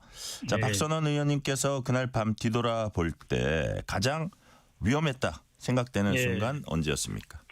사실 짧은 시간이지 않습니까? 네네. 근데 여러 번 있었습니다. 아, 그래요? 그러니까 예, 특수전사령부 항공단이 있거든요. 네. 예, 그 부대가 경기도 이천사령부에서 예. 그 특임대를 태우고 신갈 인터체인지에 왔을 때 그때 봉작사령부에서 너희들은 뭐냐 방향이 어디 가는 거냐 해서 여의도 간다. 예. 그랬을 때 수도방위사령부에서 승인을 안 해줬어요. 그게 수방사가 한 승인 안 해줬다? 예. 예, 그게 이제 정확히 따지면 한 12분 정도 승인을 안 해줬는데 그 12분이라고 하는 순간 예. 또 두 번째로는 이제 12시 30분 윤석열이 곽정근 사령관에게 네. 아직 정족수가 안 찬 것 같으니 문 부수고라도 들어가서 끌어내라 예. 했을 때 이제 어쨌든 지시를 했습니다. 곽정근 사령관이. 네네. 그래서 그 국회 상황이 굉장히 뭐랄까 긴장되었고 그 분위기가 굉장히 어수선해지면서 네. 곧 뚫릴 수도 있겠다 하는 순간 네네. 그게 정말로 위험했었고요. 또 마지막으로 1시 2분에 이제 가결을 시켰지 않습니까? 네네. 계엄령 해제 가결을 시켰는데 1시 6분에 707 특임대 김현태 단장이 같이 다니는 한 16명의 이 특임대가 지하 1층에 가서 불을 껐어요. 예, 전기 예. 불을. 그래서 다행히 지하 1층 전등만 싹 꺼졌는데 예. 실제로 이 단전 전기를 끊고 그리고 본청에 뭐 총을 난사하면서 뚫고 들어올 수 있었잖아요. 네. 근데 이 불이 꺼진 순간이 제일 위험했었죠. 불이 꺼진 순간이 가장 위험했다. 그렇죠. 그러니까 전체가 다 꺼졌으면은 정말 이제 뭐 끝난 거고요. 다행히 지하 1층만 불이 꺼졌죠. 네. 그 순간은 아주 매우 위험한 순간이라고 느끼셨고요. 예, 자, 예. 비상계엄 선포 및 해제 이후 전국이 요동쳤습니다. 국회 탄핵소추, 헌재 파면 결정, 현직 대통령 구속, 일시 석방 재구속, 3대 특검 수사, 조기 대선 통한 이재명 정부 출범. 많은 일들이 있었습니다. 자, 박선원 의원님께서는 계속 바쁜 일정 눈꽃 새 없이 아마 보내셨을 것 같은데 지난 1년 중 본인이 이 부분에서는 내가 정말 가장 활약이란 표현은 좀 그래도 역할이 두드러졌다. 이렇게 스스로 느끼시는 어떤 시기가 어느 시기였어요? 그러니까 이 국회가 혼란이 빠진 게 이제 12월 4일 이때인데요. 네. 그때 이제 별거 아니란 식으로 넘어가려고 했었습니다. 네. 그때 그 내란에 동원된 군대 소속 수방사라든지 아니면은 수호신 TF라든지 네. 그리고 이들의 무장 상태, 예. 총기 휴대와 탄약, 실탄을 들고 왔고 그리고 폭약과 산탄총, 저격총까지 들고 왔다는 것들을 계속 밝혀내서 보도자료로 네. 내서 이것은 소위 질서 유지나 계몽령이 아니고 내란의 명백한 내란이다. 그리고 두 번째는 역시 그 특전사에 가서 제2의 그 계엄령의 지시가 내려와도 대통령 지시가 내려와도 움직이지 않겠다라고 네. 곽정근 특전사령관의 그 진술을 받아낸 것이 있고요. 네. 그 다음에는 역시 홍장훈 메모. 에서 이제 그 14명을 잡아오라고 하는 명단이 있었지 않습니까? 네네. 여인영 방첩사령관이 불러줘서 받아 적었다는 이 홍장훈 메모를 국회 본회의장에서 공개했었던 점, 또 정보사가 HID 부대를 속초에서 판교까지 끌고 내려와서 40여 명이 네. 특수작전, 그러니까 주로 이제 암살, 신문, 공작 전문 부대가 내려왔다고 하는 사실과 노상원이 그 뒤에 있다고 하는 것, 네네. 노상원의 이름을 밝혀낸 것, 이런 것들이 초기에 아주 그 제가 생각해도 잘했다고 생각이 듭니다. 네. 네네. 자, 박선원 의원님께서는 계엄 선포 약 넉 달 전입니다. 7월 27일 작년이요. 지난해 7월 27일 방송사법 처리원 필리버스터 무제한 토론 도중에 계엄 선포 가능성을 처음으로 공식 언급했습니다. 네. 자, 그 징후를 미리 감지했다면 그게 구체적으로 어떤 거였다고 혹시 기억이 나시는지, 플러스 아무래도 국정원 고위 간부 하시고 또 국회 정보위 민주당 간사 하시면서 쌓은 어떤 인맥이나 정보력 이런 게 도움이 됐습니까? 예, 그렇습니다. 이제 초반에는요, 네. 그 윤석열 대통령이 장관들에게 독대 보고를 받게 돼 있잖아요, 보통. 네, 네네. 3개월에 한 번, 6개월에 한 번은 장관이 꼭 독대 보고를 하고 싶어 해요. 네네. 장관직을 계속 해야 되니까요. 아, 그래서 네. 그렇군요. 주요한 이유가. 그겁니다. 네. 근데 독대 보고 일정이 잡혀서 가면은 네. 대통령은 안 나타나고 예. 부속실에서 그 소리를 놓고 가라고 하고 그 2, 3일 지나면은 소위 V제로 네. 김건희 씨가 전화를 해서 이런저런 그 관여에 가까운 말을 한답니다. 이것이 좋았다 나빴다. 네. 그러면서 사실상 대통령이 국정 운영에 전혀 신경을 안 쓰고 있다. 그리고 그런데 문민 대통령이 그 청와대가 아닌 군부대 국방부로 들어갔잖아요. 네. 낮에 국방부에서 집무하고 저녁에는 그 해병대가 경비하는 네. 그 관저 지역에 들어가서 산다. 이거 불가능한 일이거든요. 네. 전 세계 어느 문민 대통령도 그렇게 하지 않습니다. 네. 즉 군인과 새로운 무언가를 도모할 생각이 없으면 군인과 같이 생활을 하지 않습니다. 낮에도 생활하고 저녁에도 같이 생활하고 그런 것을 했다는 점, 또 새 사령관, 특전사령관, 방첩사령관 그리고 수방사령관을 경호처장인 김용현이 만난다는 사실, 네. 이런 것들을 들으면서 아 이거는 계엄한다 라고 하는데, 확실한 것은 이제 반국가 세력을 척결하자 하는 23년 8.15 경축사 네네. 이후에는 아 이건 계엄한다는 소리다. 그러니까 좀 일찍으로 거슬러 올라간다면 2023년 8월 15일이요? 예, 8.15 경축사. 네네. 그래서 이 여야 전부 할 거 없이 이 소위 말하는 종북 세력도 아니고 네. 반국가 세력을 척결하는 것을 8.15 경축사에 냈다라고 하는 것은 네. 저거는 마음의 준비는 끝났다라고 하는 거고, 실제로 11월 14일, 16일 이때 방첩사령관, 특전사령관, 수방사령관을 새로 임명을 합니다. 이번에 네. 이 계엄에 동원됐던 사령관들을 새로 네네. 임명을 하고 11월 25일, 23년 11월 25일 그 여당의 핵심 지도부, 그때는 국민의힘이죠. 네. 지도부들 앞에서 내가 계엄하겠다.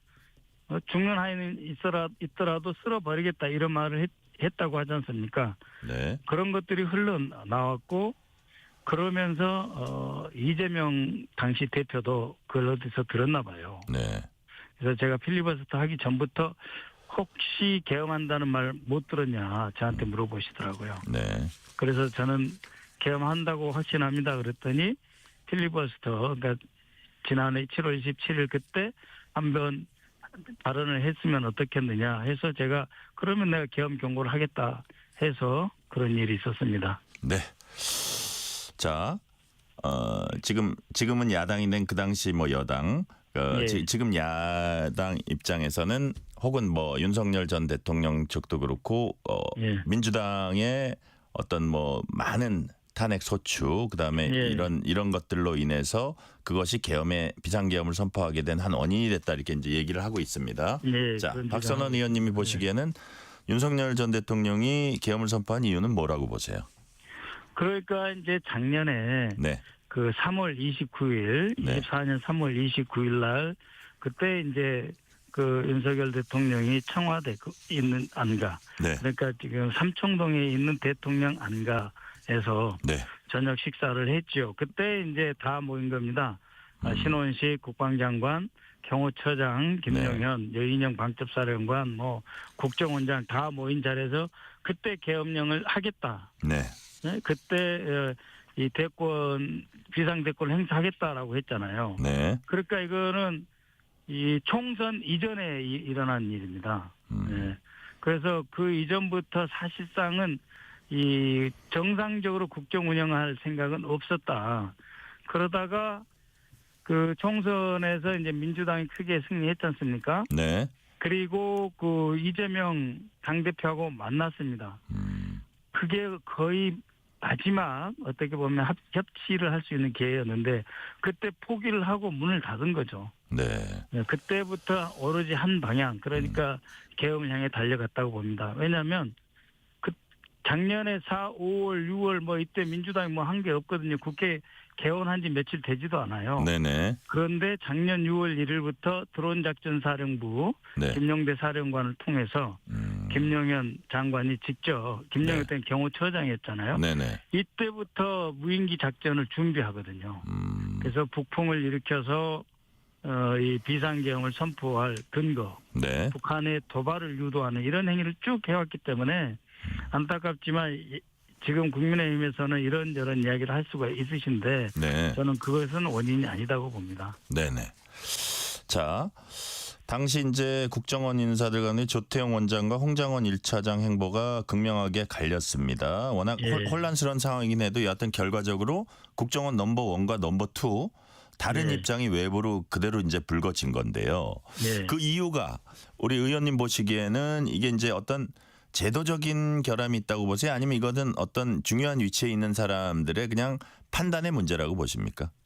그러니까 일단은 판단의 문제라고 봅니다. 네. 3월 방금 말씀드렸던 24년 3월 29일 날 조태용 국정원장은 자신이 이 국회에 네. 그 국정조사 특위에 와서도 이야기를 했습니다. 대통령이 네. 계엄할 생각 이런 마음을 안 가지시도록 몇 말씀 드렸다 이렇게 이야기를 했거든요. 네네. 그때 알고 있었잖아요. 근데 국정원은 이제 대테러국에서는 특전사를 관리하고요. 네. 그리고 방첩사는 방첩국에서 같이 일을 하고, 예. 그다음에 정보사는 이 공작 업무를 하는 부서에서 관리를 합니다. 네.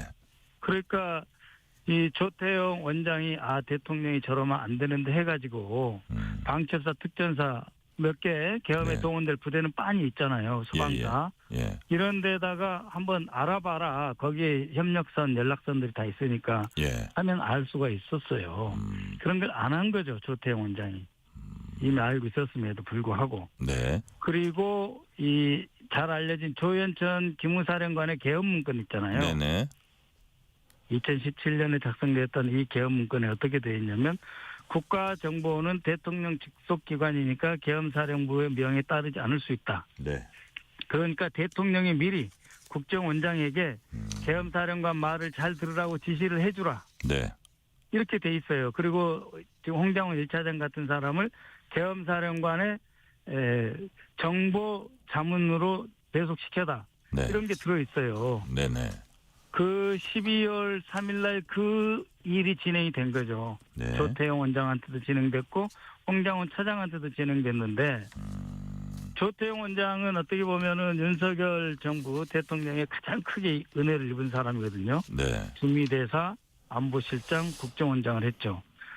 네, 그렇기 때문에 또 워낙 S맨으로 알려져 있고 그래서 이 국정원장이 네. 그걸 막아야 될 사람이 막지 않았고 또 어떻게 보면 가장 보수적인 홍장원 차장은 오히려 대한민국 수호라는 관점에서 대통령 지시를 이행을 안 했죠. 네. 어떻게 보면은 개인적인 측면이 좀 큽니다. 법으로서는 이미 이 대전복 임무, 전복이 일어날 것 같으면 쿠데타나 비상겸할 것 같으면 네. 그래서 미리 막을 의무가 있거든요, 국정원에. 네네. 네, 그 임무는 이미 조직적으로 구조적으로 다 돼 있어요. 그 실행을 안 한 것은 오히려 개인적인 측면이 더 크다고 봅니다. 네.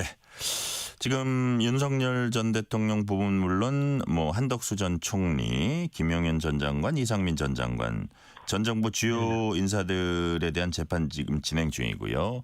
네. 뭐 아울러서 이제 특검 수사도 일단은 막바지로 치닫고 있는데 오늘 민주당 정청래 대표가 2차 종합 특검 검토하겠다 이렇게 밝혔거든요. 아까 네. 모두의 의원님 말씀하셨지만 2차 네. 종합 특검이라는 거는 신속하게 빨리 끝내고 나머지는 또 뭐 일반 수사기관이 한다 이런 것들도 우리가 봐왔는데 필요하다고 그렇습니다. 보십니까 지금? 예, 필요하다고 봅니다. 왜냐하면 네, 검찰에서 그 처음에 네, 계엄 직후에 자신들의 수사 못하겠다고 하면서 공수처로 넘겨버렸잖아요. 네, 그러니까 지금 이 특검이 끝나고 나면 수사를 검찰에서 해줘야 되는데 네, 검찰이 또다시 소극적으로 임하지 않을 겁니다. 네. 그리고 공수처는 말이죠. 저희 당에서도 고발한 건이 10건 이상 되는데 단 한 건도 아직까지도 네. 고발인 조사조차도 하지 않고 있습니다. 공수처는. 네. 그러니까 공수처도 안 하고 이 검찰도 안 하고 그러나 이제 수사를 해보니 새롭게 막 드러나기 시작하고 있거든요. 네. 그러니까 특검의 입장에서도 보면 야 이런 게 있었네 하는 일들이 막 눈에 보이기 시작하는 단계입니다. 네.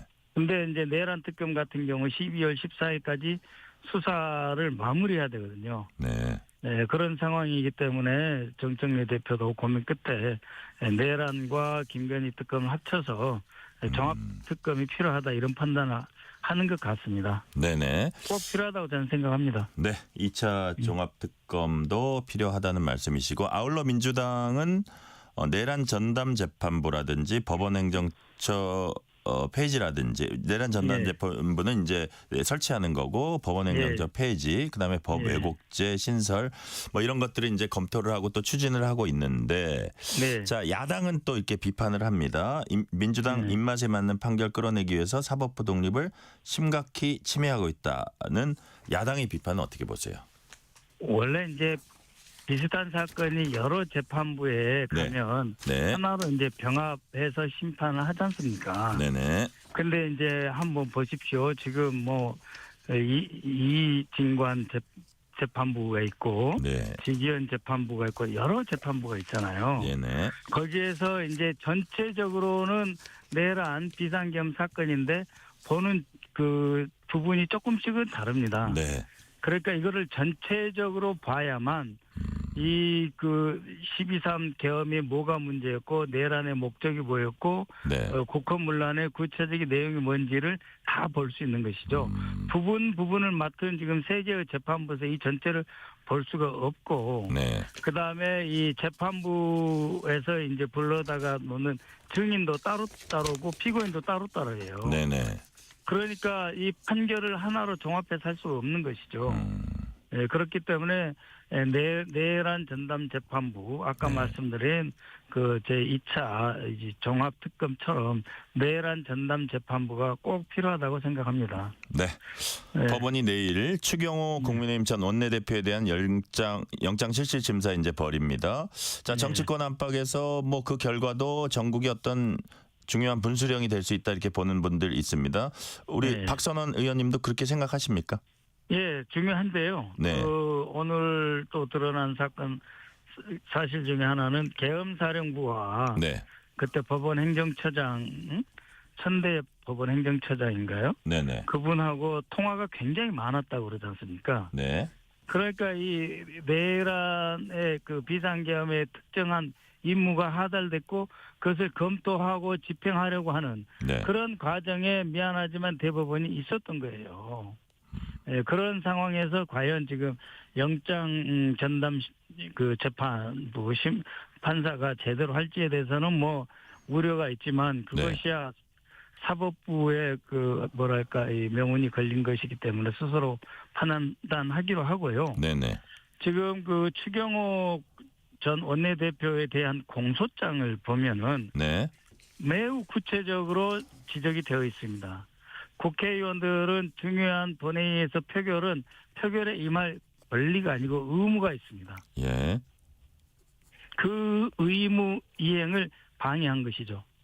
그래서 실제로 많은 의원들이 단톡방에서 어떻게 하느냐, 우리도 빨리 표결 가야 되는 거 아니냐 할 때에 의원들이 이쪽으로 가라 저쪽으로 가라 하면서 결국은 표결을 못하게 했었죠. 네. 네, 그렇기 때문에 이것은 어떤 그 무슨 정치 공세 문제가 아니라 실제 그 추경호 원내대표의 결정과 행위로 말미암아서 표결에 참여하지 못한 의원들의 권리 행사와 의무 이행이 차단됐지 않습니까?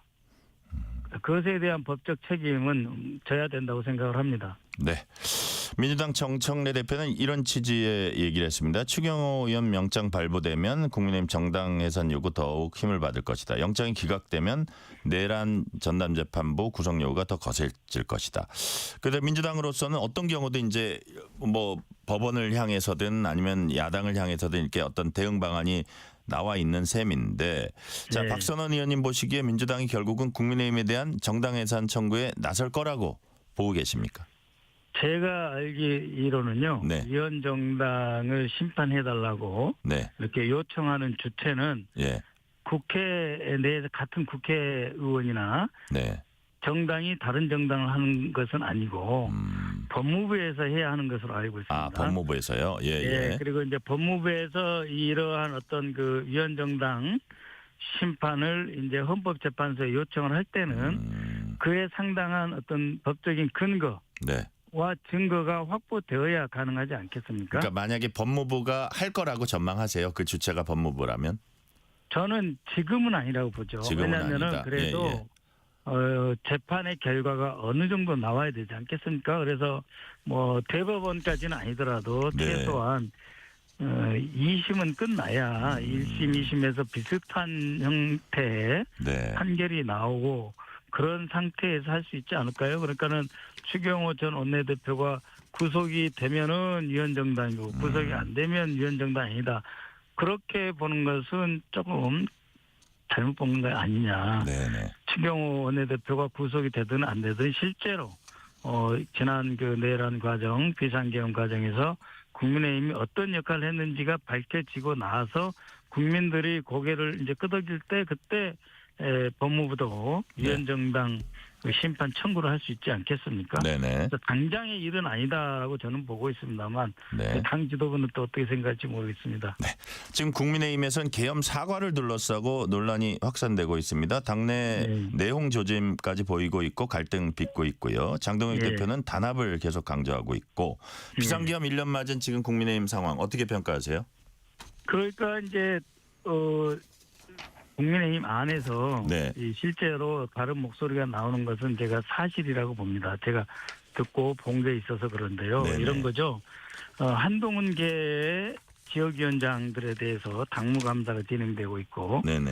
당무감사를 진행해서 이제 국회의원이면은 이 지역위원장 자리를 물러나라고 못하겠지만 네.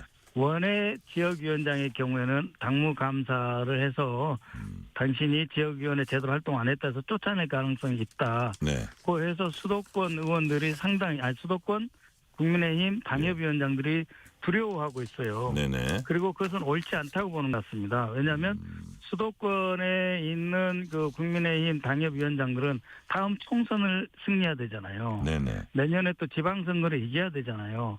그런데 이 바닥에 우리 국민들의 생각과 판단을 알고 있단 말이죠. 네. 그런데 오히려 자신과 생각이 다르다고 당협위원장을 쫓아내려고 하고 있으면서 계엄 1년에 맞이하여 사과를 하지 않는다. 네. 이런 것은 앞으로 수도권에서 전국 정당을 포기하는 행위다라고 다수의 원외 그러니까 의원이 아닌 당협위원장들이 계시더라고요. 네. 그분들의 생각이 근데 지금 당 대표한테는 전달이 안 되는 것 같습니다. 그것은 다음 지자체 선거에서 네. 지도부가 어쨌든 공천권을 행사해야 되잖아요. 그럼 네네. 자신이 원하는 사람을 공천을 주고 싶어 하지 않겠어요. 그래서 지금은 윤석열을 안고 가는 게 유리하다. 그래서 계엄사를 하지 않는다. 네. 이런 입장이고 이것은 다수 원외 및 일부 초선 의원님들을 비롯해서 의원님들의 네. 반대와 반발을 부딪히고 있는 건 사실이라고 생각합니다. 네. 시간 관계상 마지막 질문 드릴게요. 네. 자, 박선원 의원님께서는 비상계엄 1년 맞아서 책을 내셨습니다. 네. 물러설 수 없다. 부제는 12.3 내란 추적기입니다. 이 책을 내신 이유는 무엇인지, 그다음에 어떤 내용 담고 있습니까? 예, 하도 바쁘고 그래서 책 내기가 쉽지 않았는데요. 네네. 그래도 12.3 비상계엄 1년을 맞는 시점에 네.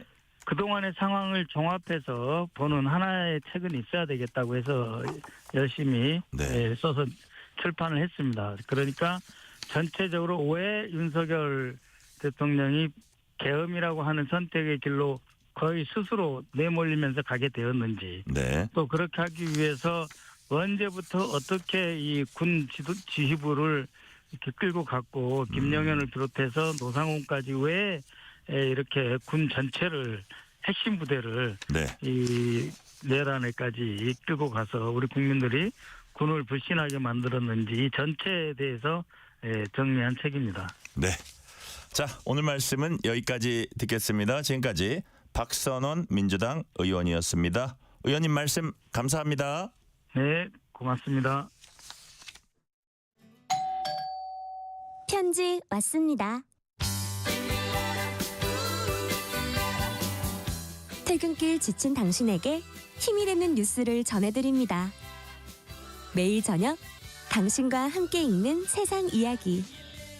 KBS 1라디오 뉴스레터 K.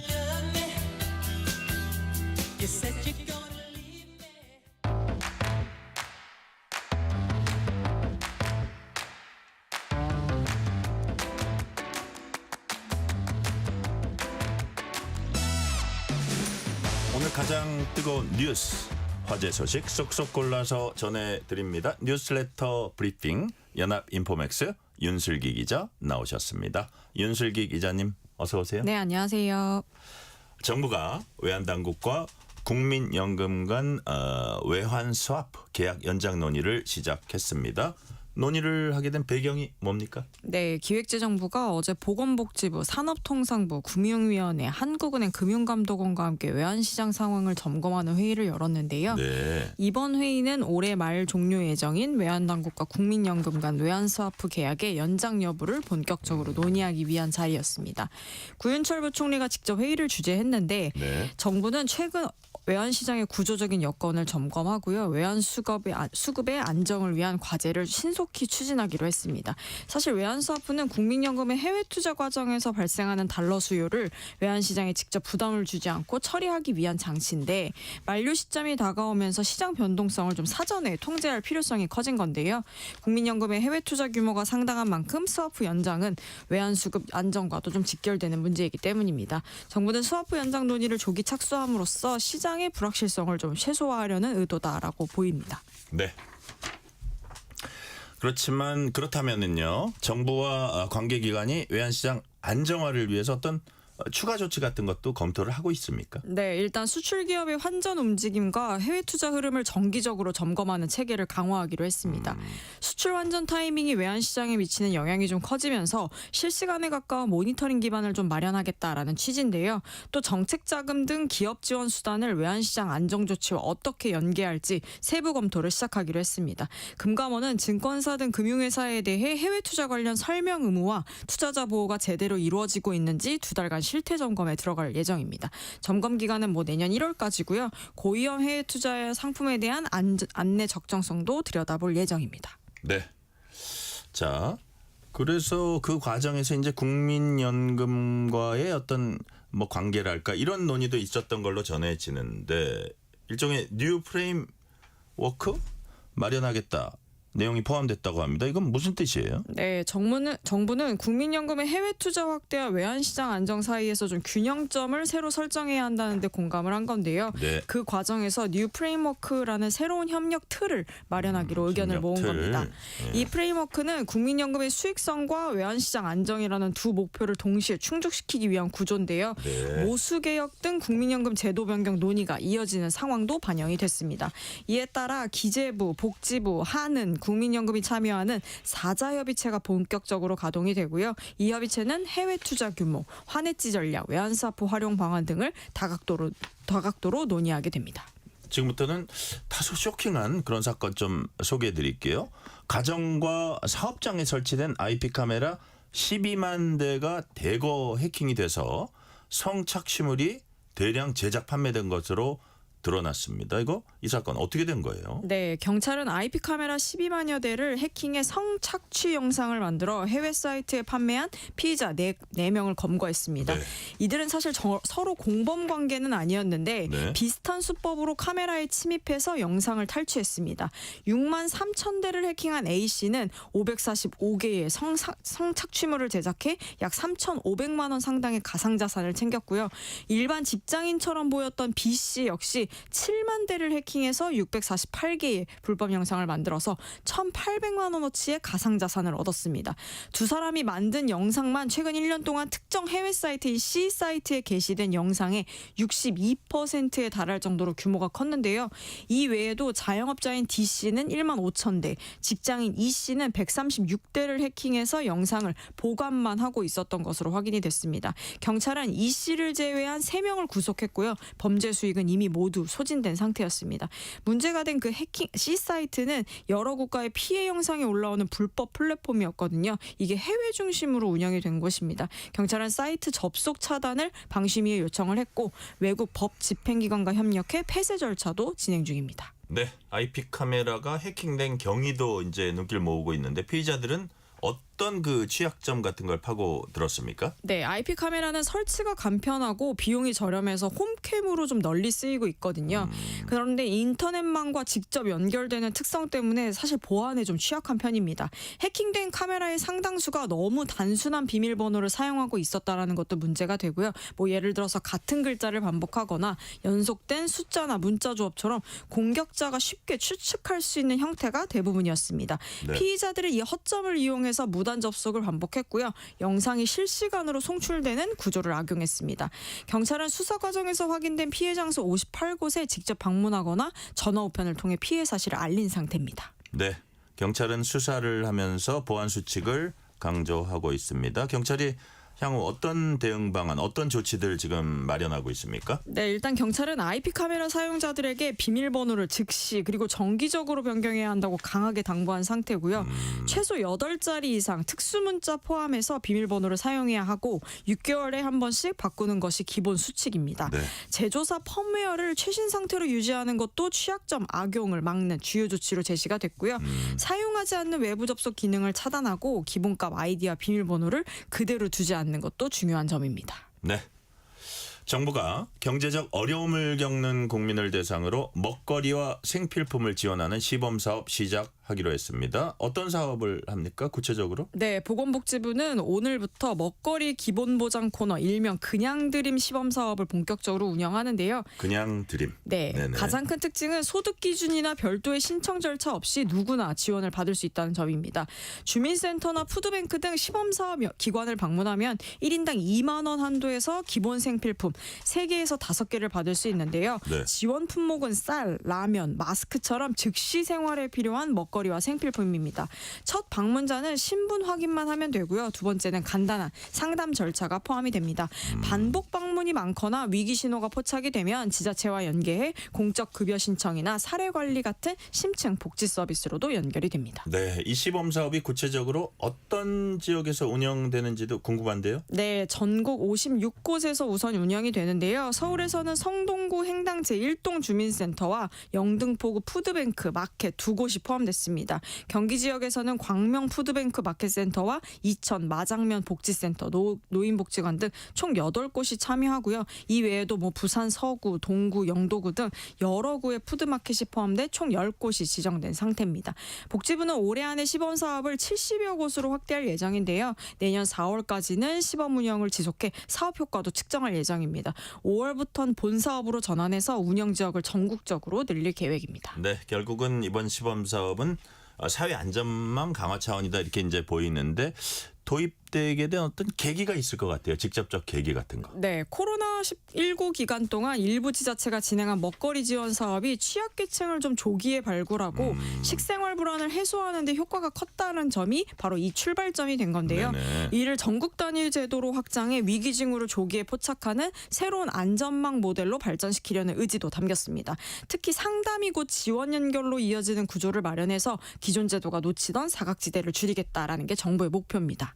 네, 서해선 전동열차가 단축 서행 운행하면서 출퇴근 시간대 혼잡과 민원이 폭증하고 있다고 합니다. 현장 상황 실제 어떻습니까? 네, 지난달 28일 아침인데요. 대곡행 열차가 시흥 시청역에 도착했을 때 플랫폼이 이미 승객들로 가득 찬 상태였다고 하는데 그래요? 열차 문이 열리자 사람들이 한꺼번에 밀려 들어갔고요. 뭐 신천역, 소사역, 부천 종합운동장역을 지날수록 혼잡도는 더 높아졌습니다. 네. 객실 내부에서는 이제 더 못한다라는 말과 함께 비명까지 나올 정도였고요. 곳곳에서 압박감을 호소하는 모습이 이어지기도 했습니다. 이게 서행 그리고 단축 운행 이후에 연착이 잦아지면서 출근길마다 승객들의 밀도가 위험할 만큼 치솟고 있었던 건데요. 네. 특히 시흥에서 여의도로 출근하는 한 직장인은 흉통까지 느껴 숨쉬기조차 힘들다라고 말하기도 했습니다. 김포공항역에서 내려서 뭐 한동안 호흡을 가다듬던 승객들도 있는 것으로 전해졌습니다. 네.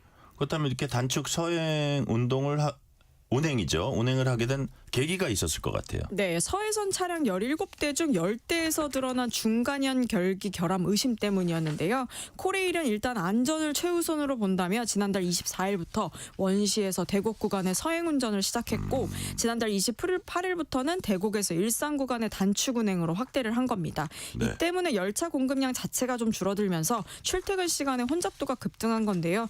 당분간 좀 혼잡도 해소가 어렵다면 최소한 좀 대체 교통수단을 빠르게 투입해야 하는 거 아니겠냐라는 조언도 나오고 있습니다. 그래요. 오늘 말씀 여기까지 듣겠습니다. 뉴스레터 브리핑 지금까지 연합 인포맥스 윤슬기 기자였습니다. 말씀 감사합니다. 고맙습니다.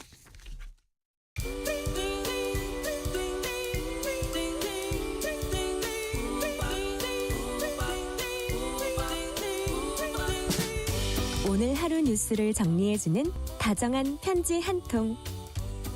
KBS 1라디오 뉴스레터 K.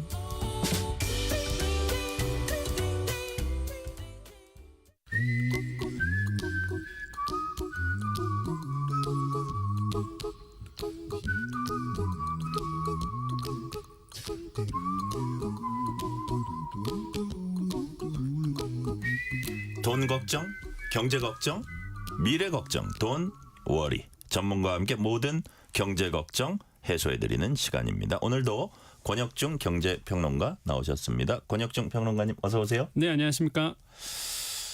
주말 동안 많이 놀라셨을 거예요. 쿠팡에서 3천만 명 훨씬 넘는 고객 개인정보가 유출됐습니다. 성인 4명 중 3명이라고 하니까 사실상 뭐 전 국민이 피해자다라고 얘기해도 크게 과언은 아닙니다.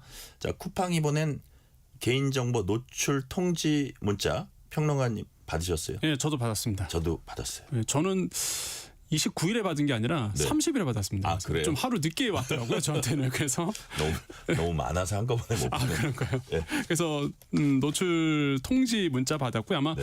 많은 청취자분들도 동일하게 아마 문자를 받으셨을 것 같은데요. 노출 계정이 무려 3,370만 개에 이른다라고 이제 알려져 있고요. 네. 이게 최초 인지 시점이 11월 18일로 알려져 있는데 그 당시에는 4,500개 정도 노출됐다 이렇게 알려졌었는데 네. 이게 7,500배가 된 거죠. 그래서 3,370만 개의 계정이 이제 노출이 된 상태고요. 노출된 개인정보 범위는요. 일단 이름, 그다음에 이메일 주소, 전화번호, 배송지, 주소록 정보 거기에 보면 당연히 뭐 이름, 전화번호, 주소 다 써져 있겠죠. 일부 주문 정보인데 제가 가장 우려하는 거는 일단 이 배송지 주소잖아요. 네. 이런 경우도 있습니다. 예를 들어서 부모님 주소로 뭐를 이렇게 시키신 분들 있을 거예요. 그렇죠. 그러면은 이제는 프로파일링이 되는 거죠. 어떤 거냐면 나와 그 주소로 관계가 이제 나오는 거죠. 그러면 이 사람이 이분의 부모님이 되는구나. 그러면 이제 스미싱이라든지 아니면은 뭐 보이스 피싱 전화가 가서 아들한테 연락 온 것처럼. 맞습니다. 뭐 이런 것도 사실상 이론적으로는 가능한 거죠. 그게 약간 섬뜩한데요. 예, 굉장히 좀 섬뜩한 부분이 있어서. 그리고 또 한 가지가 배송지 주소 정보라고 본다 그러면 대부분 이게 공동현관 비밀번호를 거기다 쓰시는 분들이 있어요. 네네. 그러니까 그러면 이제 나의 개인 현관은 아니고요. 공동 현관 같은 경우에는 비밀번호가 노출이 되는 거죠. 그러면 나는 알려준 적이 없는데, 근데 나랑 같이 사시는 분들이 남겼을 수도 있잖아요. 그렇기 때문에 이런 공동 현관 비밀번호도 사실상 같이 노출되지 않았을까. 노출됐다. 그렇기 때문에 사실 이번 노출된 개인 정보가 생각보다 굉장히 좀 방대하다 이렇게 생각해 볼 수 있습니다. 그래요. 그래서 공동연관 비밀번호 그런 부분도 좀 약간 걱정되는 부분이라고 얘기를 하신 거고요. 자, 권혁준 평론가님, 쿠팡은 이번 개인정보가 유출된 게 아니라 노출이다 이런 용어를 쓰더라고요. 고객들에게 보낸 문자에도 노출 통지 이렇게 돼 있습니다. 유출이랑 노출 뭐가 다릅니까?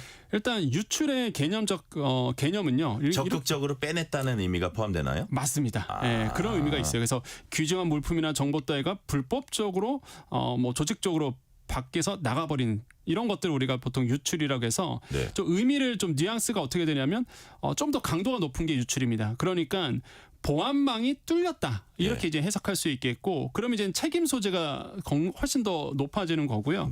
그러면 이게 개인정보보호법 제28조에 의해서 과징금이라든지 손해배상 훨씬 세지는 거예요? 훨씬 더 세지죠. 그래서 이제는 규제가 강도가 높아질 수밖에 없습니다. 그런데 노출은 좀 다르죠. 내부 보안 관리 실패로서 보통 우리가 노출이라는 단어를 쓰거든요. 지금의 이제 쿠팡의 입장은 뭐 내부 직원 관리 소홀 이런 쪽으로 지금 가고 있는 건데 책임이 좀 낮아지죠. 그래서 이거는 과실 중심입니다. 그러니까 관리를 못했다 요 정도거든요. 그래서 행정 제재라든지 과태료 중심으로 가요. 그러니까 과징금이 아니라 과태료로 가는 거죠. 그래서 사실상 쿠팡 입장에서는 유출이 아니라 이제 노출이다. 그래서 제가 금방 들어오기 전까지도 한 번 더 봤습니다. 실제 공지사항이 또 어떻게 올라왔는지 노출로 돼 있죠. 계속. 근데요. 일반 국민이나 어떤 그 규제 당국, 행정 당국 입장에서 보면 아주 의도적으로 빼낸 사람이 있는데 그걸 쿠팡은 지금 노출이라고 주장을 하는 거잖아요. 그래서 그것들을 행정 당국이 과연 그 주장을 받아줄지 그건 한번 지켜보는 거고요. 실제로 개인정보 유출한 건 중국 국적 전 직원으로 지금 알려졌잖아요. 자, 쿠팡이 협박성 메일도 보낸 걸로 전해졌는데 또 돈을 요구하진 않았다고 해요. 그렇다면 목적이 뭐였을까요? 이게 경찰의 현재 공식적인 입장은 중국 국적 전 직원이라고 이제는 확정지을 수는 없다. 요게 이제 현재 이제는 조금 더 신중히 봐야 되는군요. 그래서 이제 확인해줄 수 없다. 요거거든요. 이게 이제 공식적인 입장인 것 같고요. 근데 그렇게 알려진 이유가 이제 쿠팡이 특정인에 대해서 이제는 사실상 이제 경찰 쪽으로 조사해달라고 얘기했는데 조사하다 보니까 그 직원이 이제 퇴사를 한 상태고 국적이 중군이었다. 이렇게 이제 알려지면서 이제는 뉴스나 이런 데서 보도가 된 상태고요. 근데 뭐 지금 현재 상태로는 확인해 줄 수 없다. 요게 이제 아마 팩트인 것 같습니다. 그런데 지금 알려진 바에 의하면 이제 언론 보도에 의하면요. 일단 퇴사한 중국 국적의 전 직원으로 이제 알려져 있는 것이 이제 언론에 알려진 바고 그래서 이제 많은 분들이 이 부분에 대해서 이제는 여러 가지 이야기가 나오고 있는 거고요. 그래서 돈을 요구하지 않았다. 이메일로 보면은 이렇게 얘기하고 있어서 과연 이 사람의 그 목적이 뭐겠느냐는 것도 굉장히 이제 의구심이 있고 지금 IP를 추적을 하고 있다고 합니다. 그래서 IP 2개 정도를 확보해 냈다고 해요. 그래서 이 IP 추적을 통해서 과연 어디서 이 협박성 이메일을 보냈는지 아마 수사의 속도가 좀 빨라질 것 같습니다. 뭐 이게 뭐 집단 소송하자 이런 문자도 좀 돌아다니는 걸로 알고 있는데 실제로 과징금이라든지 개인 배상 이런 건 어떻게 될지 궁금하실 수 있어요. 이 부분은 어떻게 될 것 같습니까? 일단 2023년도에 개정 개인정보법에 따르면요. 매출 최대 그러니까 매출에서 최대 3%의 과징금을 책정할 수 있다라고 되어 있거든요. 네. 그럼 제가 그래서 쿠팡에 이제 2024년도 그러니까 지금까지 한 해 연도는 2024년도가 최신이거든요. 네. 분기별 매출이 아니라 그럼 한 해 연도 포괄 손익계산서를 봤습니다. 그래서 매출액이 38조 원 돼요. 네네. 그러면 수치상 그냥 이론적으로 3%라 근다 그러면 1조 한 1,000억 원 정도 되거든요. 그래서 뭐 언론에서는 최대 이제 뭐 수천억 원의 과징금을 낼 수 있다라고 보는 거고 그래서 이제 그런 얘기가 나오는 거고요. 지금 보면은 뭐 조 단위로도 갈 수 있다 이런 얘기가 좀 나오고는 있습니다. 그래서 일단 만약에 과징금이 책정이 된다 그러면 수천억 원 정도가 아마 과징금이 될 것 같은데 그래서 이제 쿠팡은 유출이 아니라 이제 노출로서 이제는 얘기를 하고 있는 것 같고요. 네네. 근데 또 하나가 그러면 피해 보상을 받을 수 있느냐 이게 이제 개개인이, 네, 회원들이. 개개인이 네. 근데 소송을 하셔야지만 받을 수 있는 거고요. 실제 과거 사례를 보더라도 2011년도 네이트 싸이월드 사태 있었습니다. 그 네. 당시에 3,500만 명의 개인 정보가 유출됐었는데 그 당시에는요 결과는 무죄였습니다. 그래요? 그 다음에 이제는 인터파크 해킹 사고 이것도 굉장히 기억에 남는데 4년이 흐른 뒤에서야 1인당 10만 원씩 배상받았거든요. 그래요. 그러니까 대부분의 지금 과거 사례를 본다 그러면 배상을 받더라도 소송을 걸어야 되고 소송을 걸어서 받아도 네. 1인당 10만 원 정도. 이렇게 지금까지의 이제는 판례가 있다 보니까 네. 이런 것도 이제는 아셔야 되는 부분이라고 생각을 해보겠고 이번 사태가 과연 어디까지 확대될지. 이번 사태 후폭풍 어디까지 네. 갑니까? 일단 저는 이제 수사 중에 있다 보니까 네. 이제 경찰의 결과를 수사 결과를 봐야 되겠지만은 저는 개인적으로 좀 부탁드리고 싶은 거는 최소한 네. 비밀번호 정도는 이제 바꿔놓자라는 생각이 듭니다. 네. 왜냐하면 뭐 쿠팡의 입장은 비밀번호 개인정보 중에서도 신용카드든지 비밀번호는 뚫리지 않았다, 네. 보호되고 있다라고 얘기하고 있으나 일단 불안하다 보니 비밀번호 정도는 바꿔놓으시는 그건 것이 뭐 어려운 일 아니니까. 어려운 일 아니니까요. 네, 그래서 뭐 네. 탈퇴하지 않는 이상은 네, 이렇게 네. 비밀번호 바꿔놓으시고 그다음에 안 쓰는 결제가 있거든요. 특히 네. 이제 커머스 쪽은 자동 네. 결제가 되게 잘 돼 있어요. 예. 그럼 내가 안 쓰는 신용카드에 정보가 들어갈 수도 있습니다. 그러면 네. 그런 거는 그냥 다 지워 보시는 것이 지금 상황은 좋고요. 무엇보다 저는 기업들에게 좀 말씀드리고 싶은 게 뭐냐면 네. 다크 패턴이 너무 심합니다. 그러니까 탈퇴하고 싶어도 어렵게 만들어요. 여기 거치고 저기 거치고 저기 거치고. 그래서 이런 다크 들 패턴 때는 그렇게 환영하고. 맞아요. 네. 그래서 저는 기업들이 이런 다크 패턴을 없애고 좀 탈퇴나 아니면은 개인 정보를 수정할 수 있는 용이하게끔 좀 만들어 놓는 것을 그렇게 해야 하는 것이 이제 대국민 서비스가 아닐까 이런 생각을 해봅니다. 네. 자, 남은 시간에는 다른 주제 한번 다뤄봅니다. 우리나라 대표 포털 기업 네이버가 두나무와 합병을 공식화했습니다. 두나무, 우리나라 국내 1위 가상자산 거래소 업비트 운영하는 기업입니다. 네이버하고 두나무. 왜 합병했어요? 일단 글로벌 시장 진출이라고 전 생각을 해봅니다. 일단 네이버는요 인식이 그래요. 해외 투자자도 마찬가지고 네. 국내에서도 네이버 그거 국내용이잖아 이런 이미지가 있거든요. 네. 그래서 이제는 네이버의 큰 뜻은 제가 봤을 때는 글로벌 진출이고 그것을 하기 위해서는 이제 두나무라는 네. 세계 3위 가상업계 회사입니다. 그래서 가상 거래소인데 그러다 보니까 이제 두나무의 합병을 통해서 그러니까 네이버가 합병하지 않습니다. 그 네. 네이버의 자회사인 네이버 파이낸셜과 네. 두나무가 합병을 해서 사실상 이제 네이버가 운영을 하게 되는데 그래서 이제 글로벌 진출을 앞두고자 사실 이런 큰 뜻을 품었다. 네. 그래서 저는 기대하는 바는 그런 거죠. 많은 분들이 아마 원화 스테이블 코인에 대해서 얘기를 하시는데 네, 네. 저는 거기에 성이 차지 않을 것 같아요. 네이버 그래요. 입장에서. 예. 그러니까 원화 스테이블 코인이 아니라 아마 제가 봤을 때는 이제 세계적으로 통용되는 달러 기반이라든지 아니면은 뭐 스테이블 코인에 대한 전 세계화 네. 이런 것들을 더 큰 뜻을 품고 있지 않을까 저는 그렇게 보고 있고 그래서 이번에 이제는 네이버 파이낸셜과 그다음에 두나무의 합병이 이번에 발표를 했다 이렇게 생각을 해봅니다. 네.